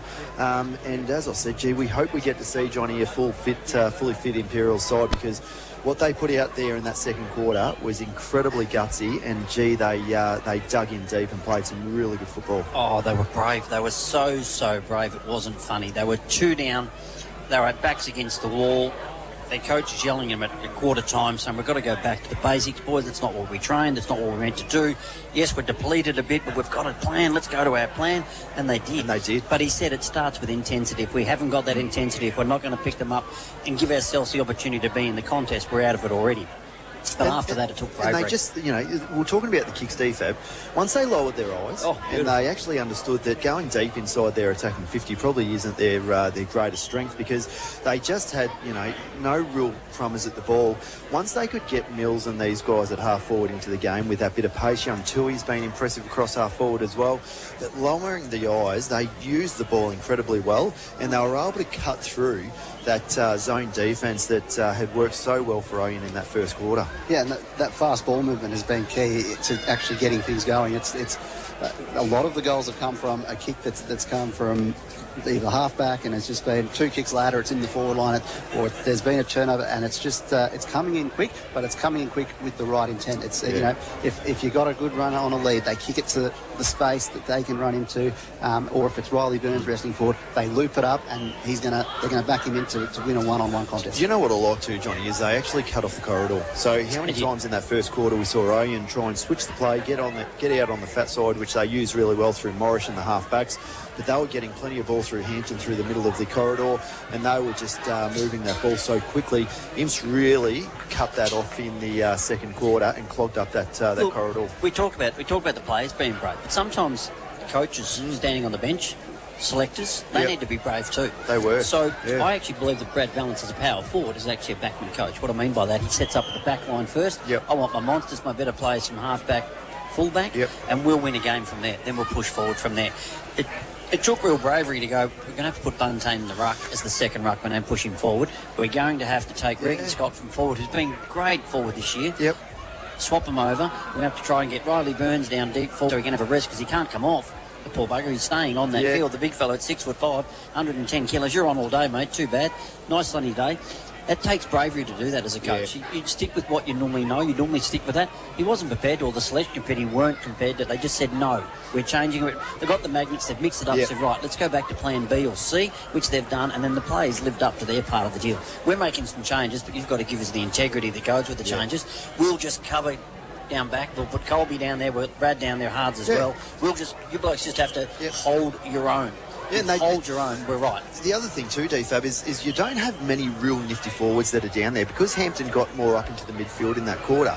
Reggie Scott going into the back line, then Colby Hards, Brad Hards and these guys, they didn't need quick runners going off there because you've got Galbraith and these guys that are going to be able to run and carry anyway. But Buntain, as you said, he was probably the one where you sit there and go, well, you really are losing agile and pace and agility there. So that's a lot of pressure on Galbraith to do. But it was an absolute masterstroke putting him into the ruck because he changed the quarter there and he becomes so agile moving the ball forward. But him and O'Dwyer worked incredibly well together, and what it allowed, as you said, Imps were able to then get Riley Burns to go forward, and I still think Sherlock should have pushed him a lot harder and should have made him run because he started that and then he stopped doing it. But it meant that Bremich was getting his rest down the other end. So Buntain all of a sudden had free rein around the middle, and he was playing like an old ruck rover. Yeah, he was. And you called it, it is brave coaching. Because, it is. And I went into the game on the assumption, all right, there's no Riley Buntain. So surely Talis Buntain just is the floating defender, intercepts, and that's it. That's set for the game. But I suppose what they saw in the first quarter was that they've got Ouyen Utd have too many forwards that demand just a one-on-one matchup. Someone that can just focus on that one guy, and that was getting away from him in the first quarter. Well done. And what he's been able to do, he's been a bit Josh Weddle-like by pushing into different positions, depending on what the stage of the game needs, which is a really handy thing to have. That's the bravery that takes a coach, because sometimes we're set in our ways. We've both coached, we both have. I was set in my ways in certain things, and sometimes you've got to change it. And I actually believe, because Brad Valens is a power forward, he's used to watching backlines because he plays amongst them. The defenders that play on him, all his career, he's watched them. You make a really good point there, because not only the first thing as a coach, you sit there after that first quarter, your best players are off the ground, they're injured, you've got two left on the bench. You could go into that saying, just going, let's just hold on and lock down. Let's just make sure this game doesn't get within 100 points. And they didn't. They absolutely didn't. And as you said, great word, bravery, because most coaches, I would have gone into lockdown mode and said, let's just try and save this. But he didn't. Same. And it was fantastic. I would have too. And I've coached successful teams, and I would have said that, but they didn't do that. They stuck to their word. He asked for what he asked for, based on what he was going to make changes to. And they delivered. Now, I still believe they get beaten today because they're just down too many. The game's too fast for two players on the bench. You need four. If they win this, they're brave. But I still think with their whole list back, the way they play, the way we send them against Merbein, and obviously how they've beaten Mildura, they can win the flag. Yeah, I couldn't agree more. All you've got to try and do in this season is get to the 5 and then get injury-free, and you can win from there. Well, it doesn't take you much to get to the 5, does it? Now, as you said, we're jumping from 9 to 5. But you've got to get there. Just quickly, can I just say who I think's the best? O'Dwyer was well held in the first. I thought he was sensational in the second. He would have got half a dozen touches, but they were crucial. Burnsy, even though that his ruckman against him is the best player on the other side. Great contest. O'Hare's been good. Galbraith obviously then filled in. Young Forbes, Mills, Tui, good on him. Great stuff. Absolutely fantastic. I just thought that was the bravest quarter of footy I've seen in a long time. It wasn't punch-up stuff. It wasn't going back in the pack. It was just hard work rate. And it was bloody skillful. That was as clean a quarter as we've seen. And even we were talking a couple of times with Bremich. He's a beautiful kicker of the football for such a big guy, but they were really gutsy. Sherlock was really looking to spread the play to the outer side. We saw Bremich try and do it, but very rarely was there any kicks that were that were being intercepted, because they were actually pinpoint accurate. But, they're taking risks without taking stupid risks as well, both sides. And it's been a real delight just to be able to see a real high-quality skill game like we have so far in this first half. And hopefully we get to see that in the second half. But I think Johnny makes a good point, Mitchie. It's probably going to be whether Imps have the legs to be able to hold on, just simply because they're 3 down on the interchange bench.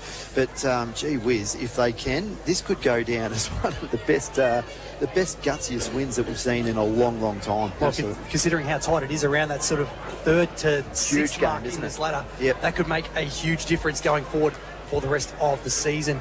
Ouyen Utd 7-2-44, leading Imperials 6-4-40 half-time. Some Ranger Footy Hot FM match of the day for Colin Antini. First National Real Estate, Mitch Rod, Michael Di Fabrizio, Ben Ridley, John Hollywood and Max Hollingworth. bringing you the action. You stay with us here because we'll roll straight into the second half as it gets underway in just a couple of minutes. The team's back out there. While we are waiting, has anyone seen Slammer? I mean, I still think this is the best venue we've seen, but the real way to be able to test whether it's the best venue is what's the hot dog status like? And Slammer is known as the hot dog extraordinaire. The connoisseur? He's the connoisseur, so I'd be pretty interested to get the feedback on what the hot food's doing. What's your go-to hot? Do you prefer like the traditional one? Do you like the giant Franken? Giant Franken. I had this conversation. This is going to sound really bad, but with my wife last week. And I did say I do like the big fat Frank, I'll be honest. I beg your pardon? Yep. I obviously sauce all over it, and my wife completely disagreed, which was good.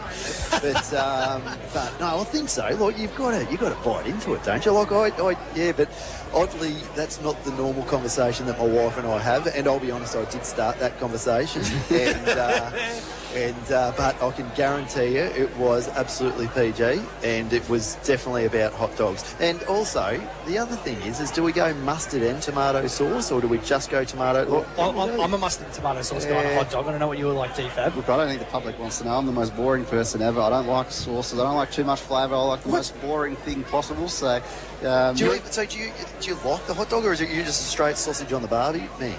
I'll have a hot dog in the bread roll, and that'll do me. Probably the bread roll. I don't like too many competing flavours. No sauce. Yeah. Did you blokes say at the start of the game that I was saying that you're waffling on? This is on. Hey, can you feel that breeze picking up already down there, Johnny? Johnny's going to be lifted clear off his feet.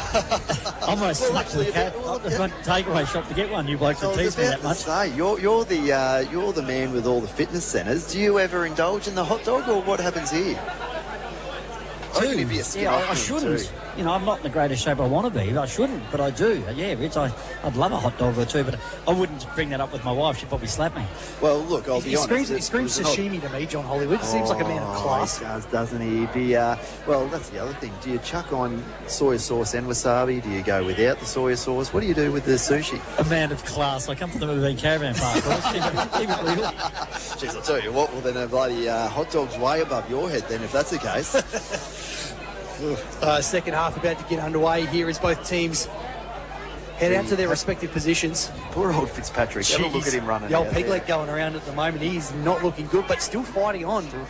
So that gives them 3 on the bench as we see a very young interchange bench coming over here for Imperials, but at least it gives them 3 players to play with.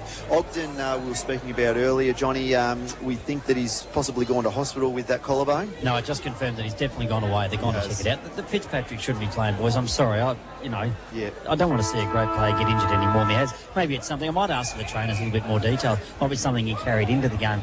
Yeah. Ouyen Utd starting in the ruck, is it? He is. Burns down to full forward.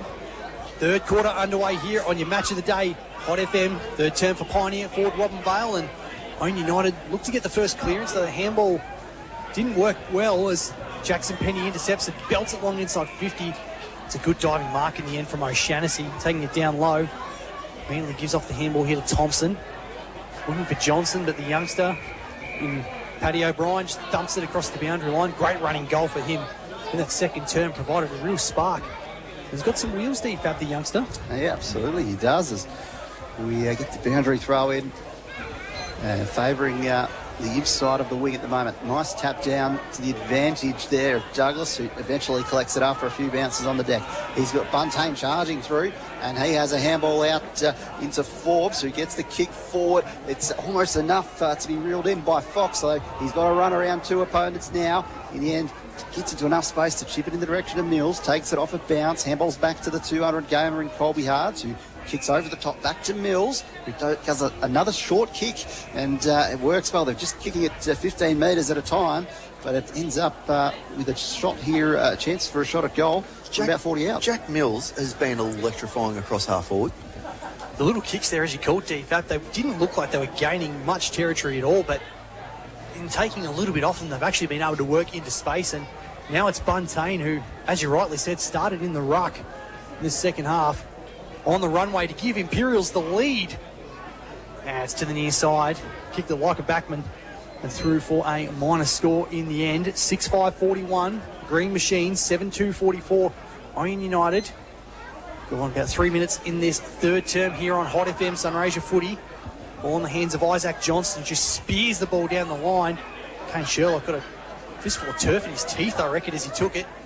Handball's off to Morris, who just runs down the channel. 2-on-1 here in favour of Imps. Well done by Blake Smith, who's outnumbered, brought the ball to ground. Inside 50, made Imps work for it. Galbraith did that beautifully. He's got O'Hare on the far wing from our commentary position. Just pops it up, high up and under. Douglas is all by himself here at centre-half forward. Gee, might go in that direction. Oh, he smothers that kick. It's beautifully done. Drops the O'Shaughnessy kick downwards, gets a 1-2 and goes back again. Got a man deep in the pocket. The shot at goal here for Imps. Fox. Well done by Gloucester, who just appeared like a thief in the night from nowhere. Thumps it across the line. I think got one to the ribs for his troubles. But committed to the cause and through for a rush behind. That margin is pulled back to 2 points. 44 plays 42 on Kumiala Club scoreboard. Certainly a crucial spoil there for the Kangas, and they will get the chance to launch it out of defence. It's a big launch, in fact, all the way to the wing over the back of the contest. No one was quite expecting it to carry that much, although... Timmy Gloucester, sorry boys, is as tough as nails, and if he's grabbing onto his ribs, I reckon he's got a broken one. He hasn't, but I reckon he's going to come off the tick. He can't breathe, I don't reckon. And so it's a free kick going the way of the Kangas. It's might be Bramich there, the big man. Launches a big kick to the contest. Few green jumpers at favoured. Oh, okay. And there's another push there. Oh, shepherding. So Kangas will keep moving, and it goes to the 50-metre arc where they've got a man to take a mark there in, looks like we've got Johnson. He goes for the short kick to the lead of Hampton. Has to get very low. Bounces off his chest. Galbraith there to collect. Has a teammate there to help him out, but in the end, a bit of pressure from the Kangas forwards helps get it over the boundary line for a throw-in just outside 50. Took advantage of a few free kicks in consecutive contests there, Ouyen United, but it's what they did so well on that opening term, moving the ball with purpose. Quickly down the ground. 44 plays 42. Kangas way. Buntage grabs it immediately out of the ruck, handballs into space. Taken away there by Isaac Johnson, who kicks as he's tackled. He's touched off the boot, but stayed in the field of play. O'Dwyer feigns a kick. Handball was good here for Hurley. Overlap one, looking for Forbes. The bounce didn't do him any favours. Saw Bramich coming the other way too. Might try to headbutt a Darmy tank coming in the other direction. And it's going to be a stalemate on the 11th Street wing. It's a real intriguing watch here just with Ouyen. They seem to have gone into their shell a little bit here, and they're second-guessing even at the contest. So they've just gone away from that real slingshot, fast-moving game. And you can even see it here now. They're really second-guessing where that next possession is going to go to. It was a really nice hit out from Burns in that last ruck contest over the back to Douglas, but in the end couldn't get it to a teammate. Ben Galbraith did nicely on the contest, just kicks down the ground. Hand stop taken away from it. Galbraith goes again, just gets a handball off in time. Fox dances through a couple, goes around the outside again. Chance here for Douglas. The shovel chips inboard, looking for Mills. In the end, just a little bit too inboard. Mark has been taken, intercepted here. I think it's Darcy Plant who's got it.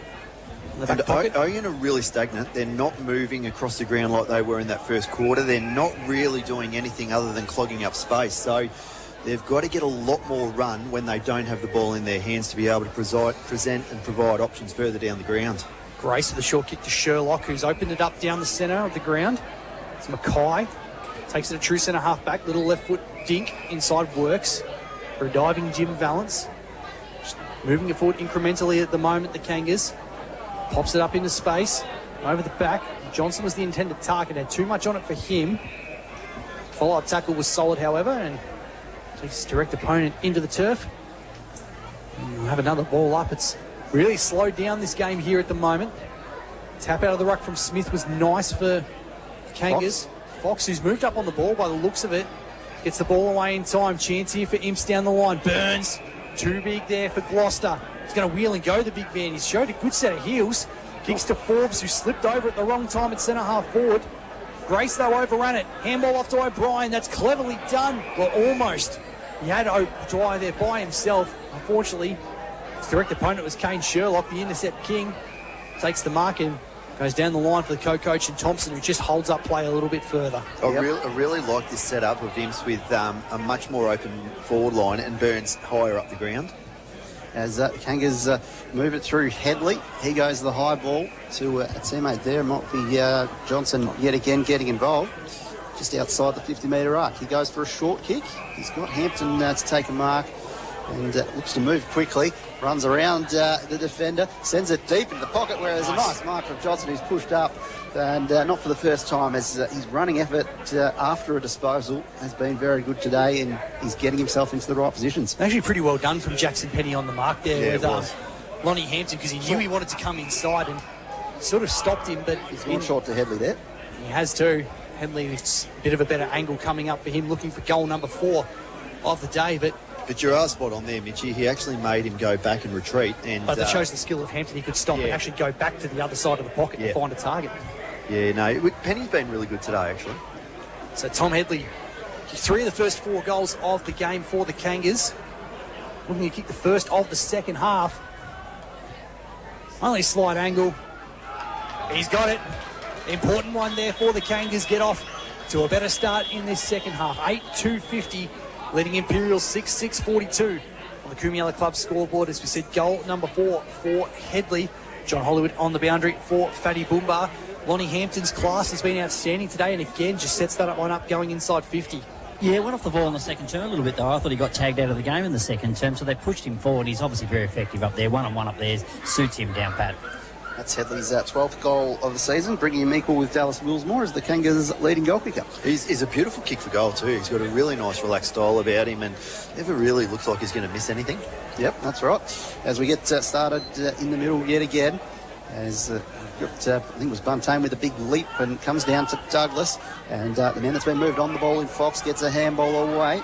Found the teammate there in Penny, but the disposal was under a lot of pressure, although they do well through Forbes, and then the kick forward comes Grogan, I think. Grogan it was. In the end, though. Free down the field. Free down the field. So that's going to be to the advantage of Ibs, and they'll get a shot at goal. It's looking like not much angle to speak of, but a bit of distance perhaps. Yeah, Riley Burns, the man who's going to have the footy here. I don't think the distance is going to be an issue. Handball's off to Willow Dwyer from 50! Into the post. Gee, it looked like it was travelling nicely there, but into the upright. There's a few missed opportunities for Imps so far. They've got 3 behinds to start this third term. 6-7-43, 7 points behind Ouyen United, 8-2-50. So that little kick, centre half back, is good enough to dissect the Imperials defenders. Finds Joel Grace, who wheels and goes. Handstock did well to hold his possession. Big tackle laid on, I think, Galbraith coming through. Now at the back of the pack, it's Sam Mead for Ouyen United, kicked down the line, and umpire said it's not downfield, so the ball's going to come back to where it was, and Tom Wisniewski. So that was the first time that they elected to go through the middle and then back onto the commentary side. So again, open up that fat space of the ground, and it gets them again inside 50 nice and quickly. Ordinary looking kick from Wisniewski, but the chaos ball could work. Handstock at the back. It's tapped forward by Fox, lands in the lap there of Joel Grace, pops it into the pocket. Back with the flight was Bramage.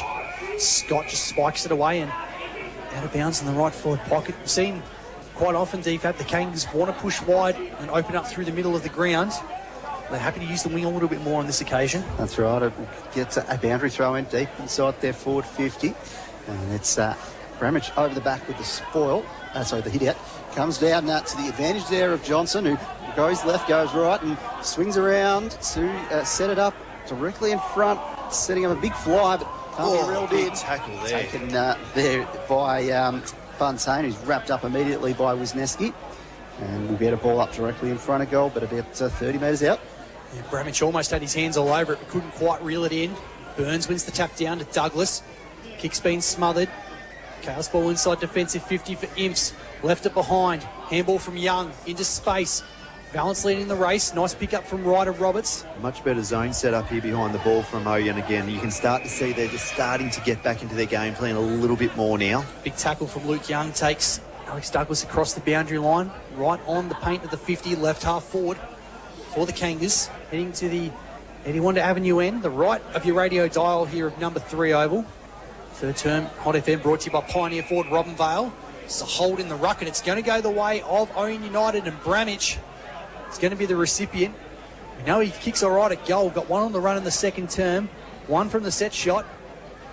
This one again, taking it from here, be about 45 by the time he kicks it. Not a huge angle to speak of. He kicks it like he's switched in the second quarter across the ground. If he can hit it that beautifully, this will sail over to number 2 oval, I reckon. Well, I don't know if Bramwich was actually playing exclusively as a ruck in South Australia. It was more key position. But here in the ruck, he's doing nicely. That's a good-looking kick. And it's through. 2 in a row here for the Kangas. Put themselves in a good position. Headley has 4 goals. Bramwich has 3. Nice work from Ouyen United. 9-2, 56. Push the margin back out to 13 points. Imps 6-7, 43 on the Kumiala Club scoreboard. Johnny on the boundary. Bramwich is having a real say, not only in the ruck, but around the ground. Yeah, he's an exceptional player. There's no doubt about that. Certainly at this level, he's got himself in tremendous nick, and he's certainly showing that. Just an injury update down here. Sammy Mead just limped off, guys. Obviously, looks like an ankle injury. I think they've taped it before the game. They're just untaping, going to start again. Yeah, well, thank you for that, Johnny. So we might get some scores from the other game, DFAB, in just a moment. Hampton keeps his feet nicely in the contest and gets the clearance for the Kangas. Inside 50, Headley was the target. Galbraith ducks the first tackle, gets past the second one, just got the handball off in time. Into space, Handstock. Handball's forward. Brown, taken by the youngster in Roberts, and stalemate in front of our commentary position. So it's a 35-point lead to Iremple, 10-3-63. Redcliffe's 4-4-28. Well done by Blake Smith to get the tap out in the ruck there against Burns. Not easy to do. Ball has spilled across the boundary line. Riddles, what you're seeing from the setup here from both sides? You know, I'm really liking what I'm seeing from Ouyen at the moment. The communication, especially through Johnson and Reynolds, you can see them really directing their players to where they want them to go. So they just look like they're probably winning this chess battle a little bit more, and you can start to see this drive through the middle of the ground come through it. Johnson through traffic, gets the clearance and sends it inside 50. Callahan leaps at it with 2 hands to collect, but is immediately tackled, and we'll get a ball up inside 50 for the Kangas, about 30 or 25-ish metres from goal. And Bramwich in the ruck against Burns. Burns with the hit out, comes to ground for Scott, almost gets away. O'Dwyer under a lot of pressure, gets the kick away, but into the hands of the Kangas forward there, and it's going to be a shot at goal directly in front, 20 metres out for the Kangas. Tom Headley again, but what work there from Joel Grace. Yep. Just the run-down tackle did enough to affect the kick from O'Dwyer, and Headley has marked basically directly in front. 25 metres out by the time he makes connection. Had a great day out so far. The margin back to 19 points. Nice work from him. He's got a handful. Ouyen United starting to make their presence felt again. Most of the momentum for each team going the way of the right of your radio dial. Puts that one through 10-2-62. Imps 6-7, 43. Kumiala Club scoreboard. Gee, the pressure from Joel Grace. We know he's a good kick of the footy, Riddles, but gee, he does the hard stuff well also. Yeah, as you said earlier in the game, so he's starting to get a lot more midfield minutes, and I think that's given him real confidence because, as you said, that rundown was crucial, and he's just making, I think, better decisions right across the ground now because he just feels like he's a genuine part of the success of this team, and he's been fantastic this year, David. Just quietly, how good some of the kicking for goal been. The goal umpires haven't really had to move much in some of these set shots. So a chance here out of the middle. Kangas looking to go again. Dragged off the ball there. Might have been Grace. Now Imps. Brad Hard's handball was good. O'Dwyer. Inside 50. Sherlock taken immediately by the first game at Tui. There's stalemates. Just inside the forward 50 arc here for the Green Machine, who love to get one here after conceding the last 3. Buntain went up high in the ruck. Another double-handed hit out to himself. Some habits can't be broken. Is he ex-basketballer, do you think? He's going for the dunk, you reckon? He could be. Bit of Wembanyama about it going through. There's another stacks on the mill inside the forward 50. Umpire says, give it to me. Just taking a bit of sting out of the game here at the moment. Tui's almost got a run with on Sherlock, I think, at the moment down there. Buntain wins that one out. Off hands. Trying to spin their way through for Imps. Couldn't do it, holding the ball. There is Sherlock, who dragged down Fitzpatrick, who still looks sore at the moment, having to push down the ground. Short kick to Lonnie Hampton, who's been a class operator today. Again, the Kangas not willing to waste the footy, just want to hold possession. The 11th Street flank. Kick didn't quite have enough for the intended target in Johnson. Nice spoil going back there from Penny. Sees it across the boundary line. We're going to throw in. Yep, so that's that far side wing, and we'll have it thrown into, it looks like Smith will contest for all the Kangas and Burns for Imperials. Launched in, and Smith with front position, but 2 hands out of the ruck is Burns, who gets the kick forward straight away. Big thumping ball, falls at the feet of Fitzpatrick, and there is an in-play that's able to run onto it, but it's immediately tackled right next to the boundary line. Interestingly, that's the third immediate tackle on O'Dwyer here. As soon as he picks up the ball, he has been hotly contested, so... O'Dwyer's got the free. What's that for, Johnny? Have you seen that? Is it a sling or... Oh, to me, head high, when he wasn't even in the play. Okay. Well, he did the right thing and cut back inside, finds free Jackson Penny. He's a lot further out, but much better angle to speak of. He'll take the kick from probably on the 50-metre arc, right half forward. One that Green Machine desperately need after conceding the last 3. A big kick here for Jackson Penny. As you said, Will O'Dwyer, they've got a real clamp on him at the moment, but he's trying everything he can to bust through the pack. Penny, high up and under, might not make the distance. In fact, it's still in play, is it? I think that's it's gone across. That's a good finish from Jackson Penny. Didn't quite look like it had the legs. A great finish in the end, got the journey, and won. Imperials desperately needed 7-7-49, trailing Ouyen United 10-2-62, Kumiala Club scoreboard. I would be interested, Johnny, to get your feedback. It just seems like it is holding up a little bit more to the left of the dial here. Is there a little bit of a breeze that's going against that end? Well, if there is, I certainly can't feel it at ground level. I haven't got my jumper on either side, I feel it on my skin. And if you look at the big trees across the road from us there, none of them moving too much. So I'm not sure. Just looking, Cooper Ogden's just come over to the bench with the sling. So, it looks like hopefully it's just his day done and nothing more serious. So Imps with the possession out in the middle. Fox was involved, and but then eventually getting caught into trouble was O'Hare, wrapped up in a tackle. So the Kangaroos will look to move it along the wing. It's with Johnson, who's pushed up and been influential this quarter. Hampton offers a lead in the centre square, but I think the option is to move it forward from the Kangaroos. Johnson sends it to the one-on-one, big leap there.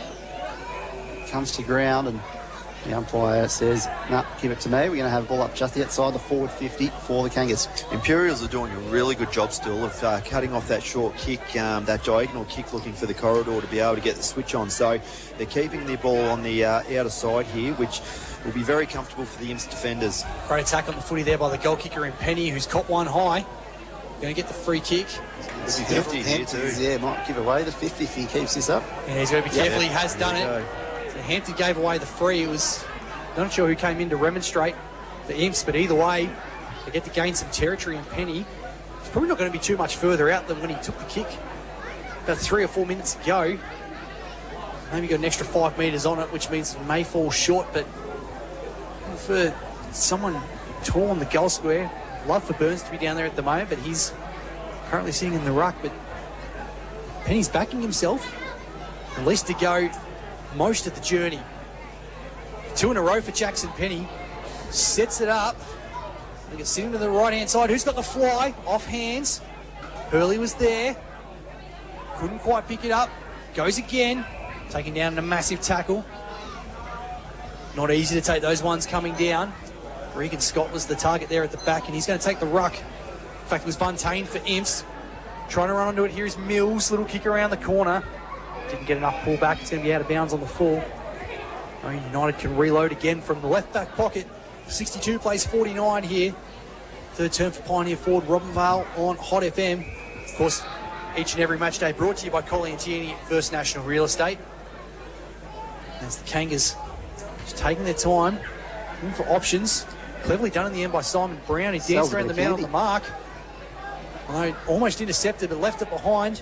Kangas can go again. Didn't hit the intended target. Again, Stacks on the mill here on the wing.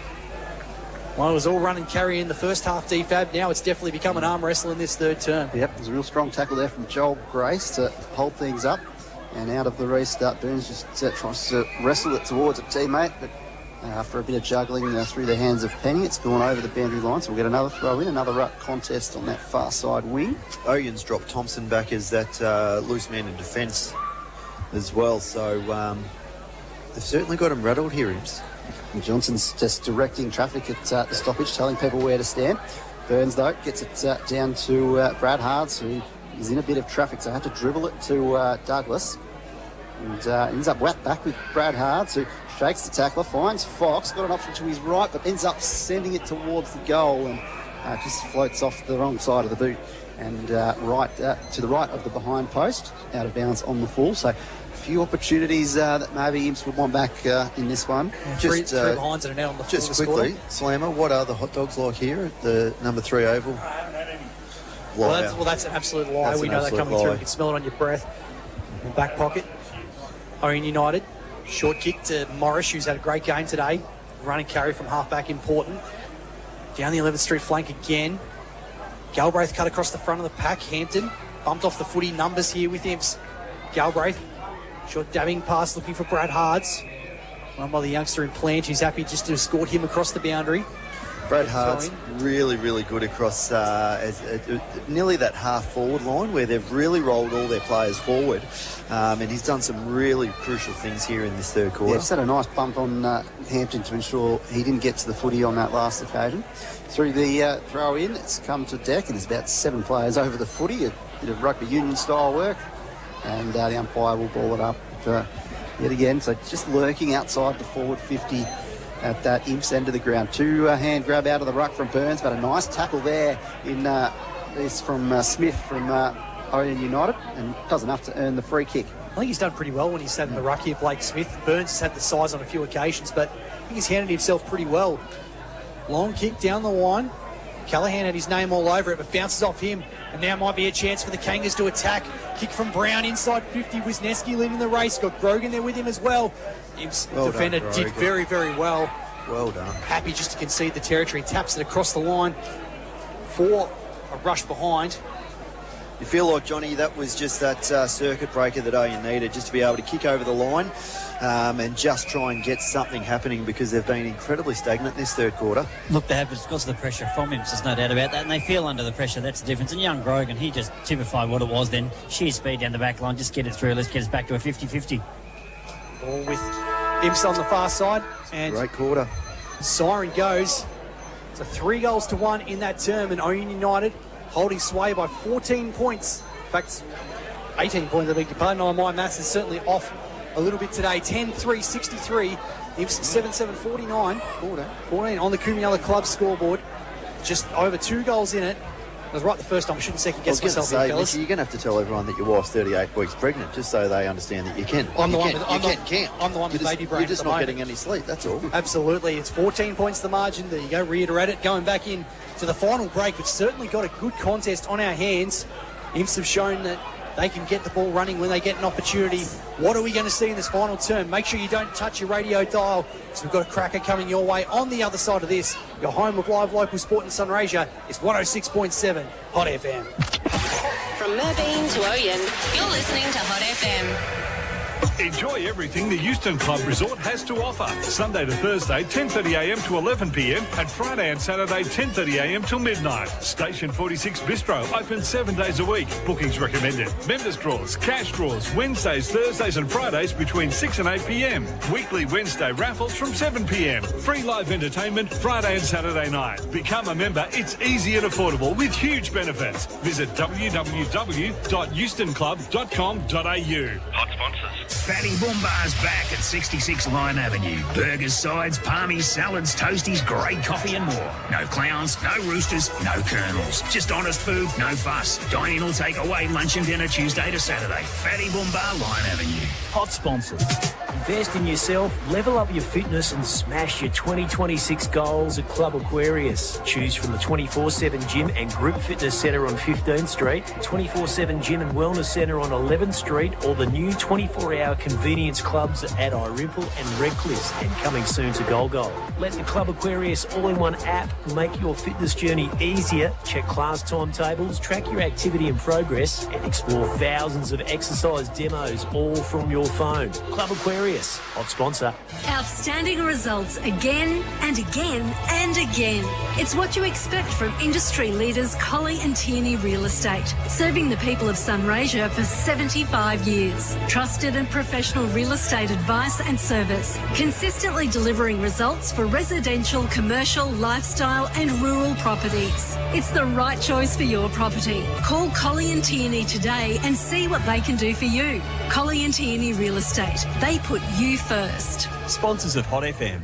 It's worth the drive to Pioneer Ford Robinvale. You get so much more than you thought. It's not just the place for great deals from your award-winning Ford dealer. They're also proud to offer customer service that extends throughout the ownership for your vehicle and beyond. Experience the difference and contact Pioneer Ford Robinvale today for sales, servicing and repairs you can trust. It is worth the drive. Head over to Pioneer Ford Robinvale or log on to pioneerford.com.au. LFCT 7329. Sponsors of Hot FM. Don't miss 60 mad minutes every Friday night at the Kumiala Club. There's 50 prizes to be won, including meat trays, gift cards and household items, plus a whole lot more. The Kumiala Club is also your ultimate playground. Play some of the world's best golf courses and take on the Interactive Games Challenge. Perfect for your next function, birthday celebration, or just having fun with your mates. The Kumiala Club, proud sponsor of your community radio, Hot FM. The Sunraysia Footy Match of the Day, thanks to Colley and Tierney First National Real Estate. The SFNL Match of the Day on Hot FM, your official SFNL broadcaster. This time I'm ready to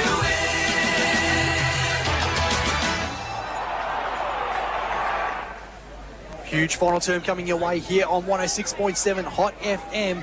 The match of the day, the Sunraysia Footy, round 9, part 1, the split round.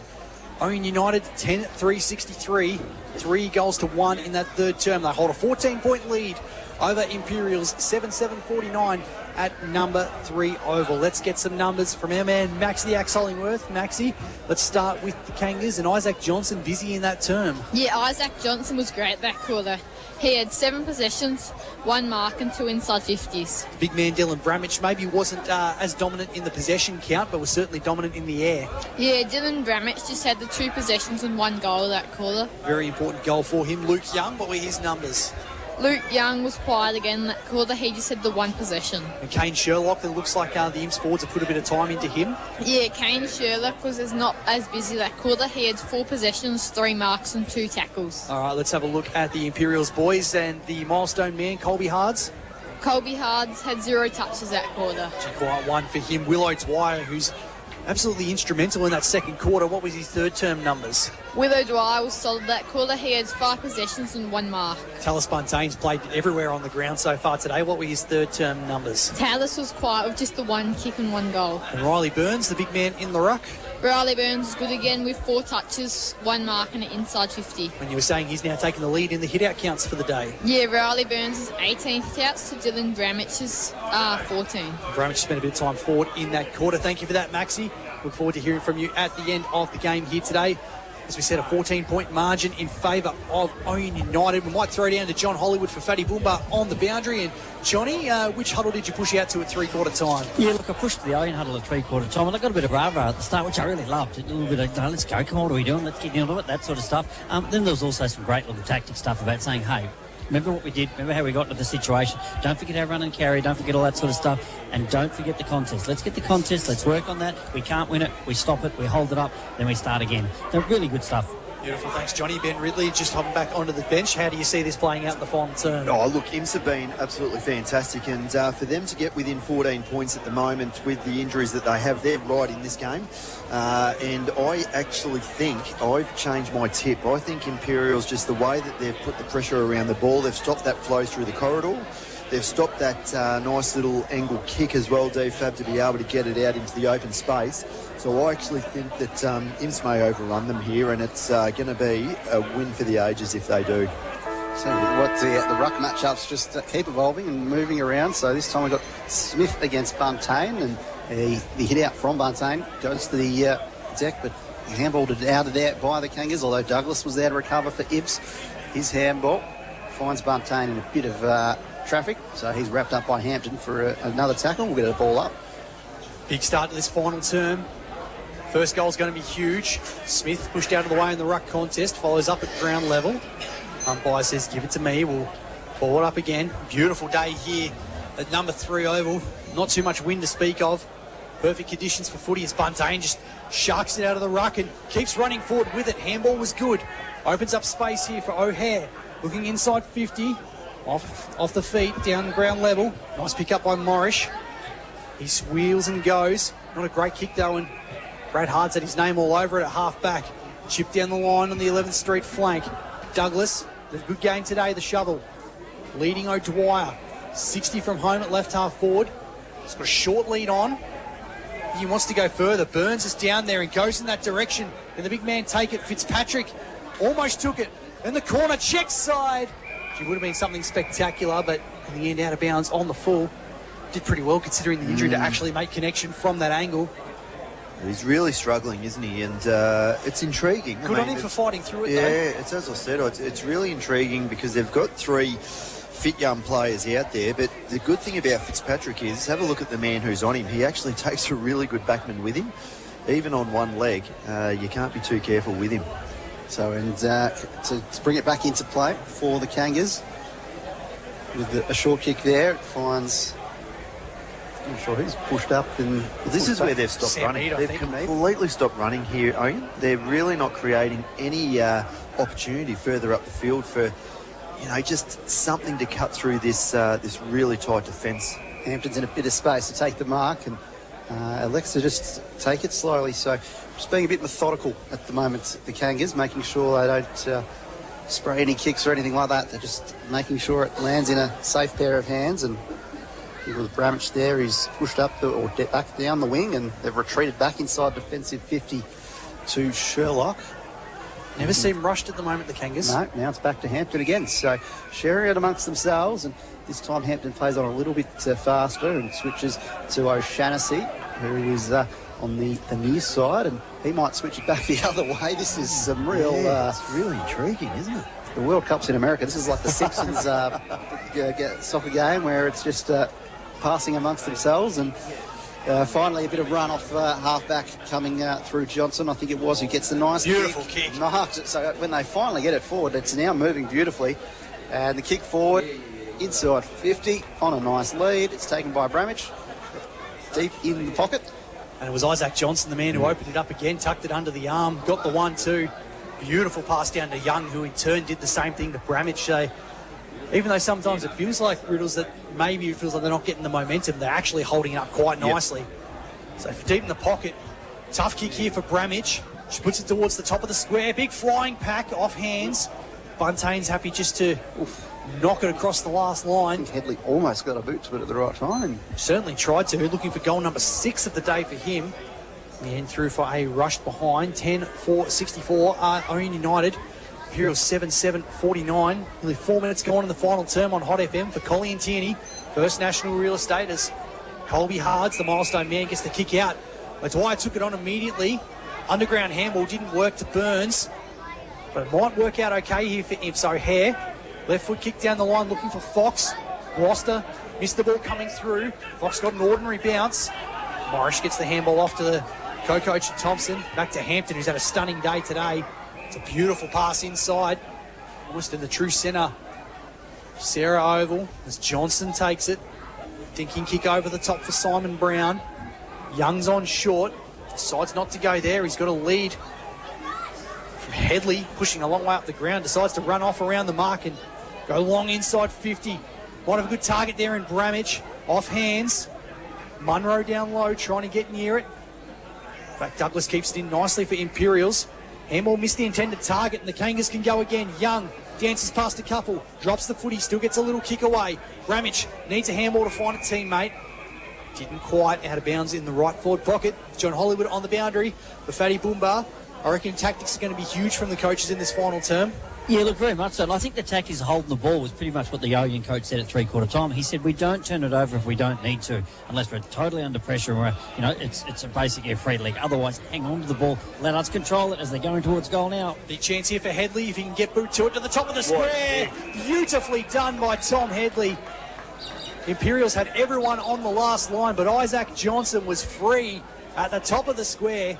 Great work from Headley too, because everyone else thought it was going out of bounds, DFAB. He kept it in the field of play, and to the top of the square, Isaac Johnson can make it a bit of a margin here. Yeah, he needed eyes in the back of his head for that play, and worked it nicely there. And this would be an important goal to just get that last quarter separation that you want. Johnson comes in, stuffed it off to the right and hits the post. Oh, that's a rough one. He had a good opportunity, but directly in front, not much distance to speak of, and he's been kicking the ball beautifully today, so that was a rare blemish for him. 65 plays 49 in favour of the Kangas. 16-point margin. Gone about 5-6 minutes in this final term. Forbes is going to be paid the mark at centre-half back for Imperials. And now they've got some run and carry going through Brad Hards. Left foot kick down the ground has waited nicely for Mills.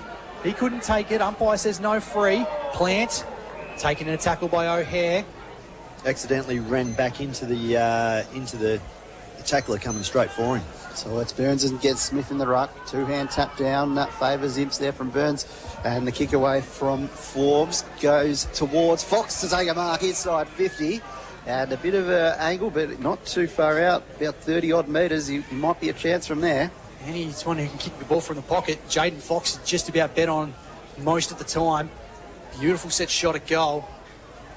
Yeah, he can kick this. He can kick this easy. I reckon he could either take his choice of drop punt or going around the corner. Looks like he's going the more traditional method. No, in fact, just one goal. No goals for Jaden Fox today. On the runway, he sat it out to the right-hand side. In fact, a fair way across. He just didn't look like he quite had the rhythm in that kick. And through for a minor score, 7-8-50 Imperials. 15 points behind Ouyen United, 10-5-65. Kumiala Club scoreboard is Sherlock. Doesn't waste any time kicking it out of full back. Marked by Isaac Johnson at right half this back. This is the man they've really got to lock down on, because if he gets off the chain, he can kick it 50 metres over any zone. He's really coming into the game, isn't he, Johnson? And kicks it down the wing to a contest that numerically favours the Kangas, and they get a hand and a boot to it, but it'll only go as far as Forbes for Imperials, who's got Douglas, who's got a mountain of possession in this game. And Hart's coming through. Galbraith just shakes the running defender there and opts to switch the ball. Needed to go right, and it did. Finds Hurley, and they've now successfully switched to this near side wing with Grogan. He goes quickly. His ball, not sure what the intent was. Just chipped up, and in the end, Fox will just weave through everyone to get his hands on it, and he's wrapped up firmly there by Luke Young, and Luke Young did enough to win the free kick. So the Kangas will get a chance to send it back inside 50. They've got a nice short option there to take the mark at almost the edge of the centre square. It was Joel Grace. He kicks it to a 2-on-1 that favours Imps, although it bounces out the front, which could be advantageous for the Kangas, but Mills is the one that just follows through with the ball and does well to get it back for Imps through Galbraith. He finds Fox. Short kick was on. Overlap handball run here for O'Hare. Had a solid day today. Kick down the line for O'Dwyer. Spoil came from O'Shaughnessy. He's got some help from co-coach and Thompson, who little short kick works nicely for Gloucester. He's got Thompson just overlapping again back to his true centre half back and takes an uncontested mark. He's got a lead coming up from Isaac Johnson through the guts. Goes in that direction. Good kick, good mark. Had to stretch. True centre of the ground. Got to get someone to run with him. Short passes over the top for Brown, who's had some good touches in this second half. Passed him out on the mark. Easy kick in for Headley, who's about on the 50 arc at right half forward. Happy to hold it up, and again, the numbers just pouring into the 50 here for the Kangas. I think it might be Morris who's got his hands on it. And we'll take the set shot. Only about 40 metres out, you think, by the time he kicks it. 45-degree angle at right half forward, but that's what they've done well all day today, DFABs, the extra run. Just being able to fill the space inside 50. Yep, those short kicks combined with running into the right spots, and it just really moves the ball forward incrementally and just creates these kinds of opportunities where your goal kickers like Headley get more chances. For the first goal of the final term, Alex Morris. Across the face, is it? He's kicked. No, it is across the face. I think it might have just clipped the inside of the post. It's a couple of opportunities gone begging in this final term for the Kangas. Will they live to regret it? Really just locked down, isn't it? It's like someone's too scared to make a move. I think everyone's exhausted as that kick out of full back from Colby Hards is cut off by Joel Grace. Takes it on the boundary about 50 out, left half forward. So Grace in a tricky spot to kick the goal, but might set it up at the top of the goal square. In fact, that's exactly what happens. Almost a diving mark as it was coming down, but paid it. No, free kick going the way of Imperials on the last line of defence. So something in that contest caught the umpire's attention. Mark or free kick, whatever it is. Imps have got the ball on the last line. Little kick into the pocket. Didn't do themselves any favours. Ran out of tarmac. The pressure in the forward line from the Kangas was good. Bundled it across the line. We'll get a boundary throw in. Nearly 11 gone. And this final term on Hot FM footy. Ouyen United is second on the table at the moment. A win will take them equal on points with Mildura at the top, who had the bye this week. Handstock, the handball was intercepted by Johnson. Left foot kick just to the top of the square. The man coming at it. Good strong chest mark. Just trying to see who it is who's got it at that line. Turns around to have the shot for goal, and it's Sam Mead. Another one of those players. Hasn't had a lot of touches, but has run hard all day. Well, Ben called it early this quarter with Johnson's influence just growing, and that quick collect, snap around the body to find a teammate has created another good chance for him. Sam Mead. That one looks good. Celebrates it and puts the margin back out to 22 points, 11-6-72. Imperials 7-8-50 in the Kumiala Club scoreboard. John Hollywood on the boundary. As Riddle said before, Isaac Johnson has proven to be the danger man, and gee, he's been outstanding in this final term. Yeah, absolutely fantastic. There's no doubt about that. Obviously, games like this, it's in the balance, that sort of stuff, and that's all the time. He thought Ince would have the advantage, that sort of stuff, because of the pressure. Well, Johnson's taken away from him, and he really has. He's split the game open when he needed it too. Any 50-50 for him's gone their way, so he's certainly kept him in the game. First goal was really important, wasn't it? Yeah, it was, and this is where, look, we're having a look at the centre bounce right now, and Johnson is by himself by about 5 metres. So a chance here to go again from the centre. And guess who gets a free kick? Well, should have. Didn't pay it, but the ball's come Ouyen's way anyway. Smith, the kick forward. Following up at ground level. Trying to bust his way through. I think that was Johnson again, maybe. No, he's still by himself, 5 metres. It's like he's farted. Simon Brown was the man in the last one to get up. And even Hampton's in a lot of space as well. He can do a bit of damage. Yeah, he certainly can. He's proved that today. Mead, the goal kicker, just gets the handball away from the contest. That one from Imperials going back the other way is now opened up space for Lonnie Hampton. He's got a paddock to work with. Top of the 50. Ooh, checks the kick. Umpire says play on. Big tackle at the back, and I think it's Young who's taken down. Johnson had a good fly at that one up in the forward line, so he's dangerous in all areas. Bramish with front position, gets the nice hit out down, but there's a lot of numbers around the ball at the moment inside that forward 50. So might get a score from the other score update, DFAB? Yeah, it's a 3-goal lead to Rimple, 11-5-71 to 53 for Redcliffs. There's a dribble kick at goal, and it's Isaac Johnson. Oh, he loves it. Around the back of the pack. Celebrates with the Frank the Tank going around the back. He has just been on fire in this final term. His running power has proved superior. What a goal that was in the end. Just dribbled it nicely, and I think Imperials have battled manfully so hard today.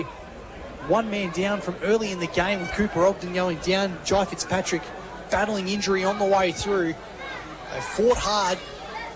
Just feel that Ouyen United have got the running at the moment. Johnson makes that advantage back out to 28 points. And that's the thing. It's still no excuse not to be able to set up on him. You know he's going to try and favour his left side. He's beautiful off there. They're looking for him. Sure enough, he sharks it off there, kicks it through with the dribble on his left foot. And you just got to be much smarter than that around the contest. Burns thumped it out of the ruck with intent. He was just eager to create something on that occasion. He again wrestles with Smith with the follow-up, and this time very nicely worked to Dwyer, who kicks forward to Fox. They're really trying to get it in the hands of the danger man, but it spills out. It'll be Thompson collecting for the Kangas. He kicks across and has Sherlock to take a mark deep in defence, and they'll just calm things down and try and work it out of trouble. Contest from Mills was had a bit too much on it, and the free kick will go the way of Gloucester, that half-back. He opts for the short kick to Plant. Takes the mark and moving it methodically again. The Kangas out of defence. This time it's worked to Mead ahead of Penny.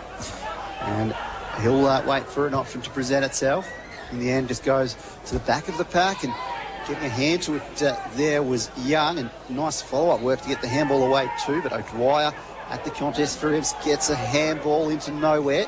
Brown has scored it over the line. We'll get a boundary throw in front of the Kangas bench. I think the Kangas holding possession as well is certainly growing some frustration from Imperials, knowing they just can't get their hands on the footy. Time is ticking away in its final term, 15 and a half gone.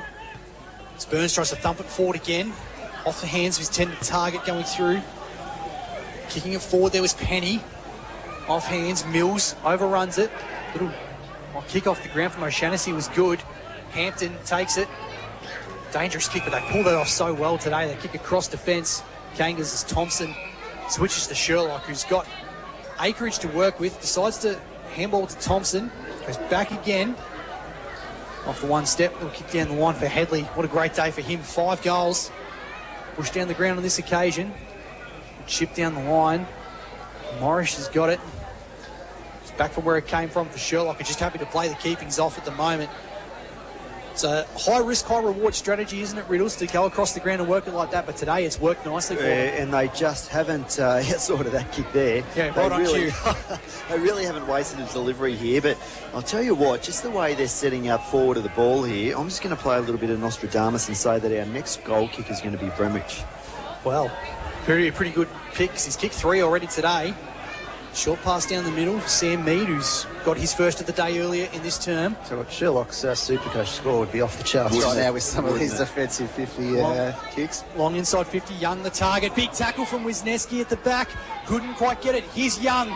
Right forward pocket, sits it up. There's that man, Brumage. Ooh, it was foretold. Yeah, spoiled away from him. Regan Scott had front position. You could just see the way they were setting up along the ground there, that they were just really setting up for an opening there. Almost a bit of Pagan's paddock style, wasn't it, to open up for the big man inside forward 50. Yeah, it was really watching him and Johnson work together, and you could just see what they were trying to achieve from, 100 metres out, really. Burns gets the hit out against Bramage and favours it was Galbraith in the end in the grand jumper. Yeah, throw. But was under a lot of pressure and has turned it over.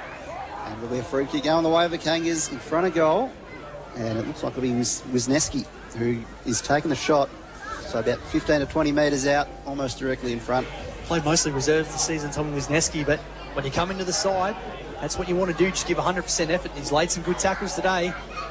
Is he related to Wachowski from... Monsters Inc. Mike Wazowski. Most likely, yes. Wouldn't be far off, I don't think. I don't know if Mike could look good in the vertical stripes. But it's put through the middle. Tommy Wisniewski gets his first, and that's probably the exclamation point on today's game.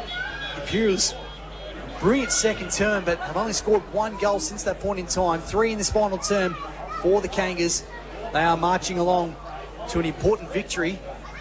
Imps just have to be careful, DFAB, on a day like today. They don't let a percentage blow out, because it's so important in a campaign like this to make sure that the results stay fairly close. Yeah, that's right. They did well with that second quarter to make it competitive, but across the other 2.5 or 2 2/3 quarters, to have just 1 goal is quite remarkable, isn't it? Certainly is. It's back in the middle of the ground, and Burns taps down, and Douglas wrapped up immediately. John Hollywood for Fatty Boomba down on the boundary. Looks like Ouyen United, the players just know their roles. They've got the stars who get all the footy, but there's so many role players within the side, they're quite happy to be sacrificial for the team. Oh, very much so. There's no doubt about that. And that's that holding the ball theory. They don't let it go unless they think it's to their advantage, and that's a smart thing. Hampton just had a really classy clearance to the danger man this quarter in Johnson, and he's in the end worked it to Brown just outside 50, sets it up for a nice lead, almost reeled in there as Kangas forward just hitting the deck a bit rough, but Johnson back in his hands again, sends it towards just over the top of the goal square in the end, collected off a bounce. Handball can't find the teammate there, so under a bit of stress. Going to be a kick away from Headley though towards goal, and it looks like it's bounced across the face just for behind. Can't add to his tally. He's lucky to sneak in for a behind in the end, almost went out of bounds. I think it was Bramage, the big man who was on the lead, and just pulled up a bit sore, and I mean he's probably got the right now to sit on the bench for the rest of the game and rest up. He's had a cracking day, the big man. Kick short down the line. Imps, Grogan at right half back. Hasn't got much to go to in Imps, so I think out on their feet here at the moment.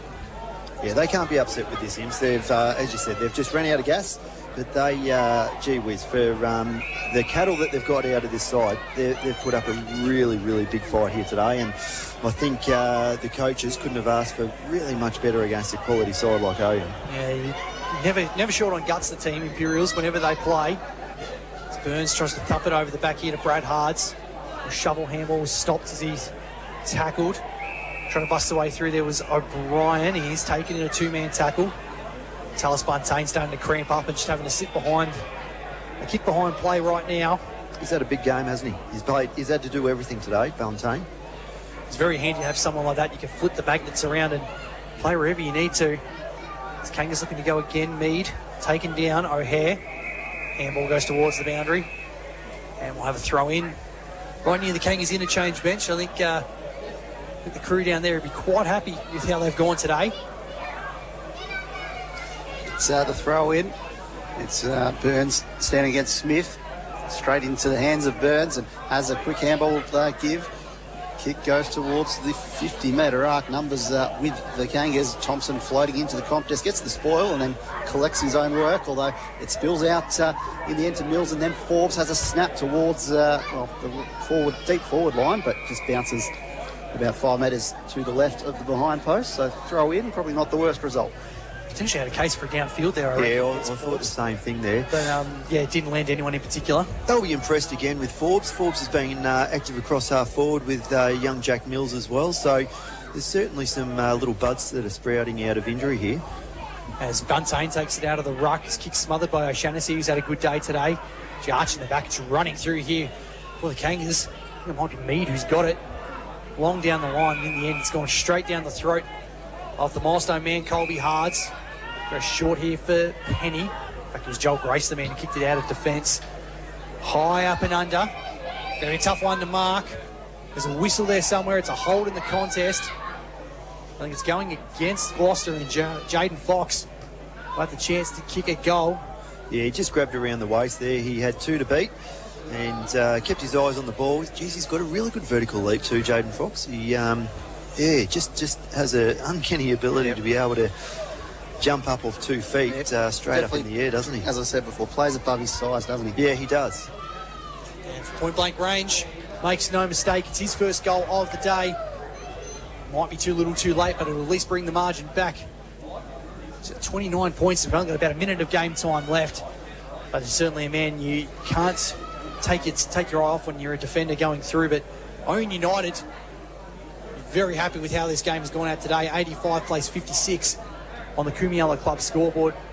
Reals, I reckon Sam Mead's someone who's come on in leaps and bounds in the last couple of years. I believe he's one of best and fairest out there with the Kangas as well. And playing between half forward and on ball, could play the run with, could play on a wing. Yeah, it's got a nice mix going. Yeah, he's that beautiful height, isn't he? He's a bit like Joel Grace, where he's very flexible. You can play him in multiple positions, back, forward, also through the middle of the ground. But he's certainly come along in leaps and bounds, and I think he's very underrated across the league. I really rate Sam Mead. I think he's a ripping player. So a free kick downfield here as Brown just collected a bit late off the kick by Burns. And accidentally went and picked him up afterwards. Immediately put his hand up, Joel Grace is the beneficiary. He sends it forward, although front position there might have been Callahan, was it? Taking a nice mark. He gives it off to Brad Hards. Gee whiz, that's a combined 94 years of football right there. That's exactly right. Clearing ball escapes Douglas, and now it's just getting held up at the end of that centre square, and we'll get a ball up.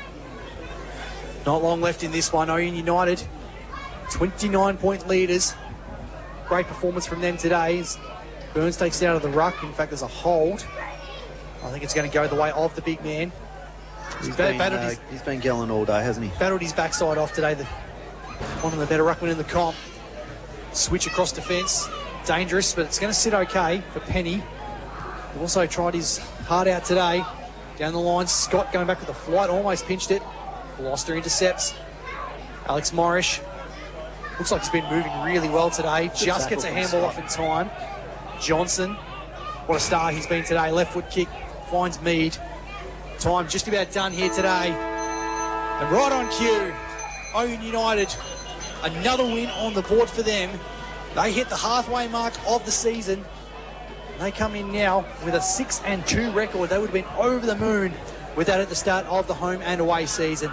13-7-85, defeating Imperials 8-8-56 on the Kumiala Club scoreboard. For Colin Tierney, First National Real Estate, Sunraysia Footy is on Hot FM in 2026. We'll throw back to the studio for a few quick messages. We'll be back to wrap up on the other side of this. Don't go anywhere.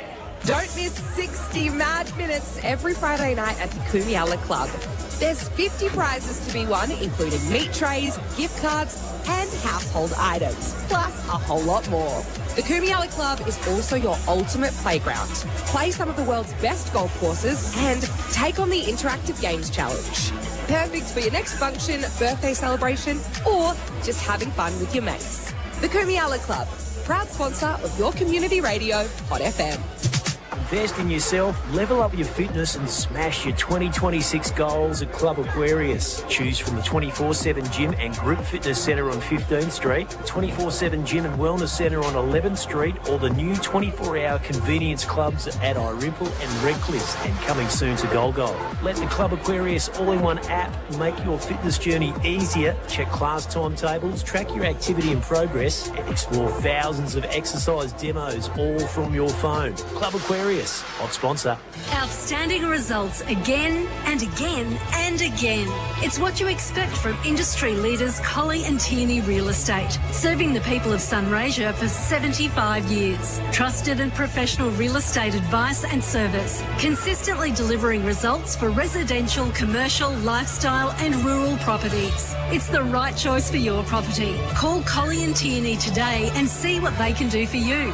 Colley and Tierney Real Estate. They put you first. Sponsors of Hot FM. Fatty Boombar's back at 66 Lime Avenue. Burgers, sides, palmies, salads, toasties, great coffee and more. No clowns, no roosters, no colonels. Just honest food, no fuss. Dine in or take away lunch and dinner Tuesday to Saturday. Fatty Boombar, Lime Avenue. Hot sponsors.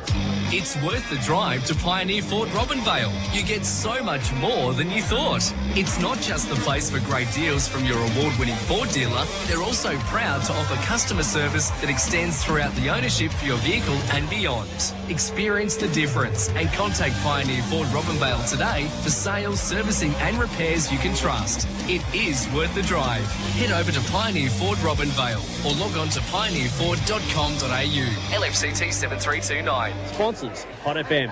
Enjoy everything the Euston Club Resort has to offer. Sunday to Thursday, 10:30am to 11pm, and Friday and Saturday, 10:30am till midnight. Station 46 Bistro, open 7 days a week. Bookings recommended. Members draws, cash draws, Wednesdays, Thursdays and Fridays between 6 and 8pm. Weekly Wednesday raffles from 7pm. Free live entertainment Friday and Saturday night. Become a member. It's easy and affordable with huge benefits. Visit www.eustonclub.com.au. Hot sponsors. The Sunraysia Footy Match of the Day, thanks to Colley and Tierney First National Real Estate. The SFNL Match of the Day on Hot FM, your official SFNL broadcaster. This time I'm waiting to win. Colley and Tierney First National Real Estate does bring you Sunraysia Footy in 2026. At the halfway point of the SFNL season, Ouyen Utd are 6-2. After a 29-point victory over Imperials at number 3 Oval here today. 13-7-85 to Imps 8-8-56. Despite the result, Imperials don't think we'd be too unhappy with this game, missing a number of players through injury, down to a couple on the bench. As we see, the 200 gamer Colby Hards, not the way he wanted to celebrate the milestone today, but does get carried off the ground. And the cheers of the green and white faithful. For the Kangas, 5 goals for Tom Headley. A great performance from him. Dylan Bramage with 3 singles for Adam Grace, Sam Mead, Kane Sherlock in there as well. I reckon I may have potentially missed one other. Imperials, James O'Hare with a couple singles for Jaden Fox, Jack Mills, Will O'Dwyer, Jackson Penny, Paddy O'Brien and Riley Burns. And for the final numbers here today, let's go to our man Max the Axe Hollingworth. Maxie, let's start with the Kangas and Isaac Johnson, who maybe had a quieter first half, but gee, was important in the second half. Yeah, Isaac Johnson was great today. He had 23 possessions, 7 marks, 3 inside 50s, a goal and a behind. And I reckon the old stats, I think you see in the soccer deep have the gut-busting runs going through. I reckon he would have had quite a few of those today. Kane Sherlock, again, another imperious performance from him at halfback. Yeah, Kane Sherlock was good today.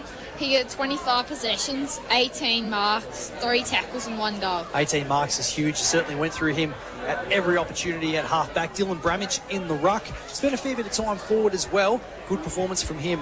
Yeah, Dylan Bramage was good today.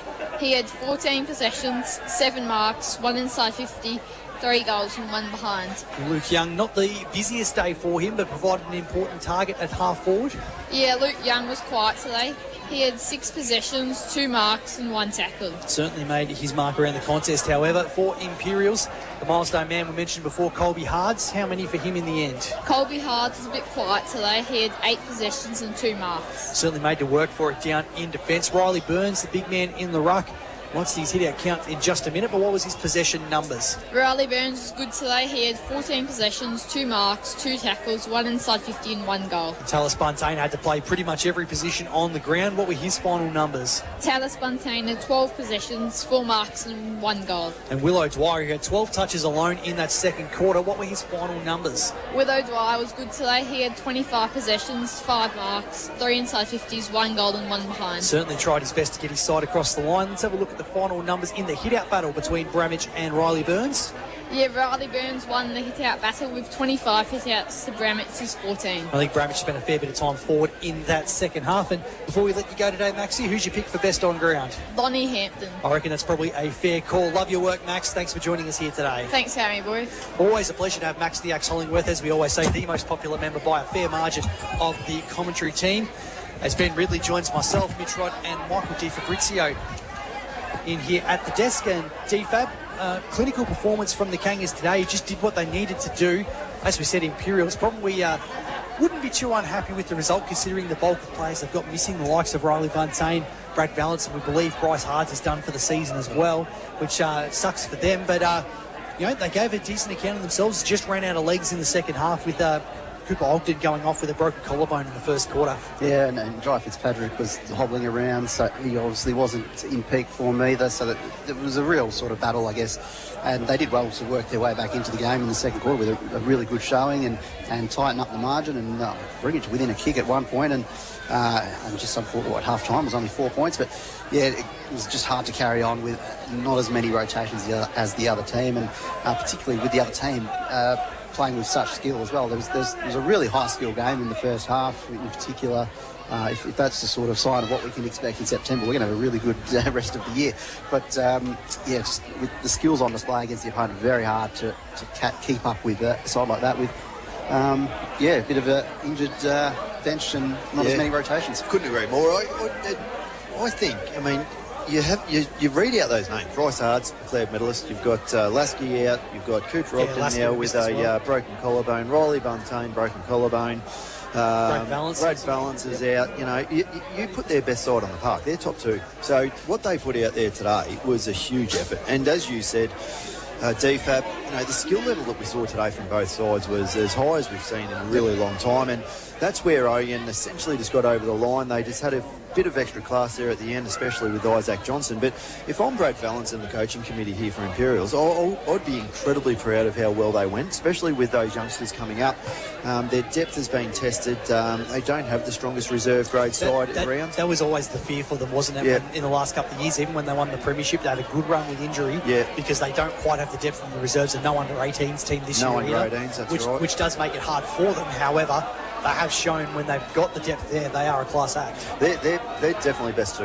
And that's the sad thing that we're going to see for the rest of the year is if you're missing these guys for the rest of the season or for the majority of the season, we're not going to see their best side, which is really unfortunate because, as you said, coming into finals footy, they're going to be able to take it up to anybody. So hopefully for the Imps faithful that they're able to get enough wins on the board to be able to get through the season, to be able to just get to the back end and then see what they're able to do. But I was really impressed with how through adversity, right from the very first bounce with Fitzpatrick, that they were able to do what they did and essentially just ran out of gas. Yeah, 6 goals in that second quarter, only 2 outside of that across the other 3. But on the flip side, DFAB, Ouyen Utd controlled the game really, really well. We were talking a lot about their keep-ins off style of football, which clearly seems to be a bit of a game plan from Luke Thompson coming through at the moment, but they executed it well, and then they only really took off when they needed to. Perhaps the only time they really seemed like they were rushed was in that second quarter when Imps had the run on, and there was a bit of pressure going, but otherwise, they just felt like they were in control for most of the game. Yeah, they make it look easy. Some of the delivery inside 50 was just on a platter for their forwards and just waited in the right spots, but the forwards had the right leads and the right separation. And so some really good example of a game plan that's ticking over very nicely. And I was quite impressed. We saw their new recruits in their first game together, and we saw different moments of what they could do. It feels like 2 months later, you can see them starting to piece together. They have a better sense of what levers they can pull. And even something like Bramich spending a lot of second half just resting, and not so much the cues being put in the rack, but just they didn't need him at the centre bounces. They didn't need to run him into the ground. There's a bigger picture. Blake Smith seems to be a handy second ruckman, and just gave a good account of himself against a tough opponent in Riley Burns. But even the likes of Luke Thompson, who came in starting at centre half forward when we saw the team right back in round 2, the boys are round 1. Played most of the game probably in defence in the second half and almost was loose around there. He can move up and down the ground as well. It's a bit like Imperials. They've got plenty of magnets they can throw around and go into different positions. Well, and that's the thing. Thompson's actually a defender. So he's come to the league as a defender. So when he's gone back, settled himself, and I think in that first round too, they may have come in thinking it's going to be a little bit easier than what we've been used to. So they probably came in a little bit lackadaisical, played themselves out of position a little bit and really got caught on the hop, and then realised, well, hang on, no, this is a step up in competition. And you speak of this slow, methodical game that they do to be able to cut through the zones. You've got to be a really skillful side to do that, because if you don't hit those targets, it really hurts you, because the zone presses in on you so much that essentially when you're trying to cut through that zone, a lot of the time it's either deep defence or it's going to be usually at half back, where a quick turnover is lethal. But they have the players that can do it, and they executed it perfectly. And as you said, they really did panic, and they got out of sorts in that second quarter. And even in the second half, Imps closed that corridor off. They stopped that running carry from behind the ball, and yet they were still able to slow the game down, because they were lightning quick in the first quarter, just go to plan B a little bit and work their way through it. And finally, the Checkers pieces fell into place. Absolutely, it was. Moved to 6-2, Ouyen United. Imps are 4-4 at their halfway mark of the season. DFAB, have a look through the Kangas list and give us some of your better players. I think there's quite a few that have been regulars, I reckon, featuring there for them this season. Yeah, well, I think we can start with Tom Headley with his 5 goals. I think that was pretty crucial to get himself in the right spots and kick as well as he did. The kicking for goal from the Kangas forwards in general was very, very good, and a lot of those set shots sailed over the goal umpire's hat.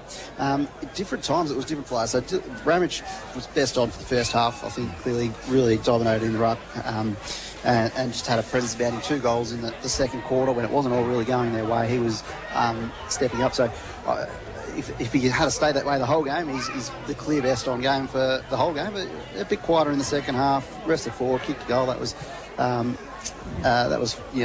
he was fine. He'd done his job for the day, I think. Right. Then Isaac Johnson came into it more in the second half and was just unstoppable around the contest, and really, really classy, and setting up some nice snaps around the body to set up goals too. So, there's some of the main ones, but you can dig into it. Morris, I thought, was pretty good. Mead along the wing was doing some nice things. Sherlock down back, a lot of easy kicks, you could say, with the chip back and forth mark and kick game, but I thought he held up pretty well in defence. Thompson, I think we saw a bit of him as the game went on, what he can do, and I'm sure moving back as well as a coach helps you to set up your troops as well. It's a good position to be in. Yep. Simon Brown, we called quite a bit of throughout the game. I thought he was quite good. Hampton as well, very classy at times too. So I reckon a bit of a tick for the Grace boys on either wing going around as well. And Dusty O'Shaughnessy, I reckon, probably one of his better games from half back today. Yep. Absolutely. Yeah, I think so. I don't think there was many passengers that really were in that side there. Yep. And as you said, if you really dig deep into that, I think you've nailed that there, DFAB. And there's really no one that you're going to walk away and say didn't do their thing for the Kangas today. Riddles, what about for the Green Machine? Willow Dwyer was fantastic all day. He was sort of that in and under player that they really needed, and he's a touch of class. Like you watch him around the contest, and he's a bit like Hampton. He just knows when he has to go in and get it. He waits for that opportune time to be able to go through. His absolute skill. I really thought Tallis Buntain was awesome, and just that flexibility when he went into the ruck, just to be able to change it up a lot. And he gave him a lot of drive forward. I thought Jack Mills across half forward was electric. He really gave when they needed players to stand up for them across half forward, especially in that second term when they came through. He was working from side to side as good as anybody. Thought young Forbes played a good game as well across half forward. He did a really good job. The old stalwart in Brad Hards, when they needed someone across half back to just be able to steady the ship, I thought he played a really good game as well. So, but again with Imperials, I just don't see that there were many players that that dropped the ball here. I think that you look at these young guys that came in. So Tui, even though he's not a young player, I can't remember his name here. Tom Tui. Yes, so Tom Tui and also Caden Handstock. Those guys, I thought, when they needed to go, they did some really good things. But then you started to get those guys, like Tenon Hurley's got a bit of experience. He did some really good things as well as Foxy. So I don't think, as I said, there's really anybody here from Imperials that's going to be able to walk away and say that they didn't do their part. They were just a bit more experienced, a little bit classier in the end, Ouyen. But I really think that, they've unearthed some really good younger talent that's coming through, which is going to give them, some really positive things to talk about over the next couple of days. Also a big tick for Alex Douglas playing on Alex ball. Douglas was fantastic, getting a lot of it in some tight traffic too, which and had to do it early because Fitzpatrick had to go forward. So you're absolutely right. And so I just think that, overall, how healthy is the competition right now? Absolutely. Like, you have a look at Hanshelwood, it's a 30-point win to the Swallows. Now, they've gone and beaten Redcliffe, and Redcliffe have beaten a couple of those top sides as well. In any game of any week, any side can win, and that's the great thing. The level of football has gone up another notch. We're starting to see a better skill level week in, week out.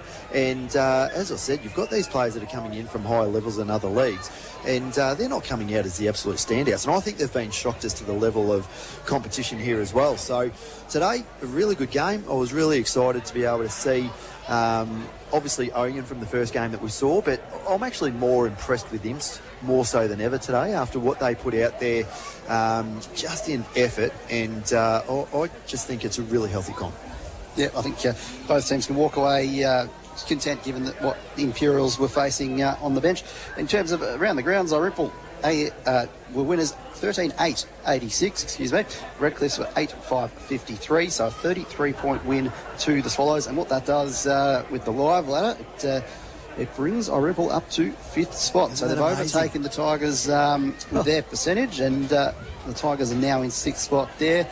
And obviously then South, Wentworth, Robinvale, Euston at the bottom. At the top, obviously Mildura up, but Ouyen United, who have played an extra game, are now equal on points with them, but a bit of a healthy percentage gap for the Demons anyway. A couple of weeks ago, it was panic stations out of Hanshelwood Oval. Now they're inside the top 5. Right. It's incredible. But how good's that? Like, I mean, I love that we are coming in to the back half of the season. We genuinely have no idea what the finals is going to be. I mean, Mildura at this finals. I mean, like, it's that close at the moment that, as you said, we it's just a surprise packet every single week, and can't ask for much more than that. Like, everyone wants to come and watch a great game of footy, and there's one every week. 4 goals for Jake Thrum out there for the Swallows today, 3 for Billy Phelan, another 2 for the second game, and Nate Wade, who was very impressive on debut. How old's Nate?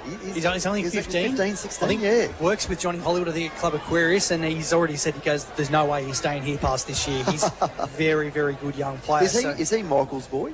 I think Nick's boy, maybe. Oh, Nick's boy. I think, don't quote me on it, but I believe that's the way it goes. So, first half of round 9 is there. The second half of round 9 is actually going to come to you from the start of July.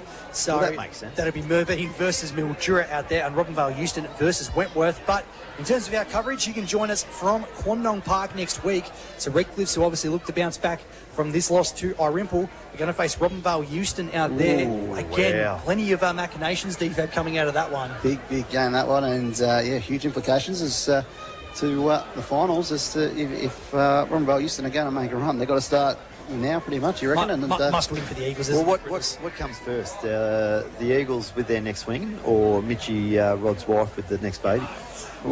That's could be interesting, actually. We're near 38 weeks on Monday, so who knows? It could be any day now. This is Australia, so there's already a sports bet market on it. You can bet on anything.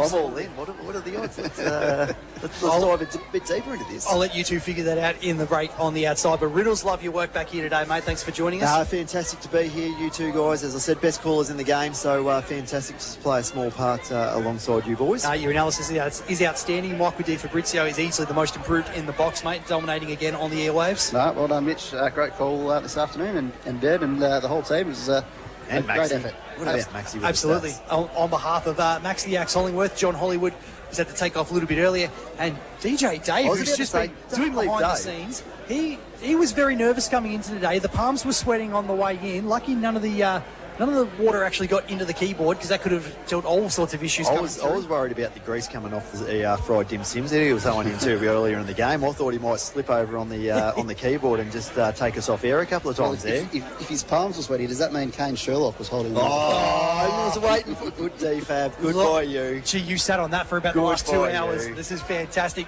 This is Mitch Rod signing off for Hot FM Footy this afternoon. Of course, thanks to Collie and Tierney, First National Real Estate, the broadcast partners of Sunraysia Footy in 2026. As we said, join us again from just after 2 o'clock next week for Redcliffe versus Robinvale Euston from out of Quandong Park. Thanks for joining us. We'll catch you again at the same time next week. Your home of live local sport in Sunraysia is 106.7 Hot FM. Don't miss 60 mad minutes every Friday night at the Kumiala Club. There's 50 prizes to be won, including meat trays, gift cards, and household items, plus a whole lot more. The Kumiala Club is also your ultimate playground.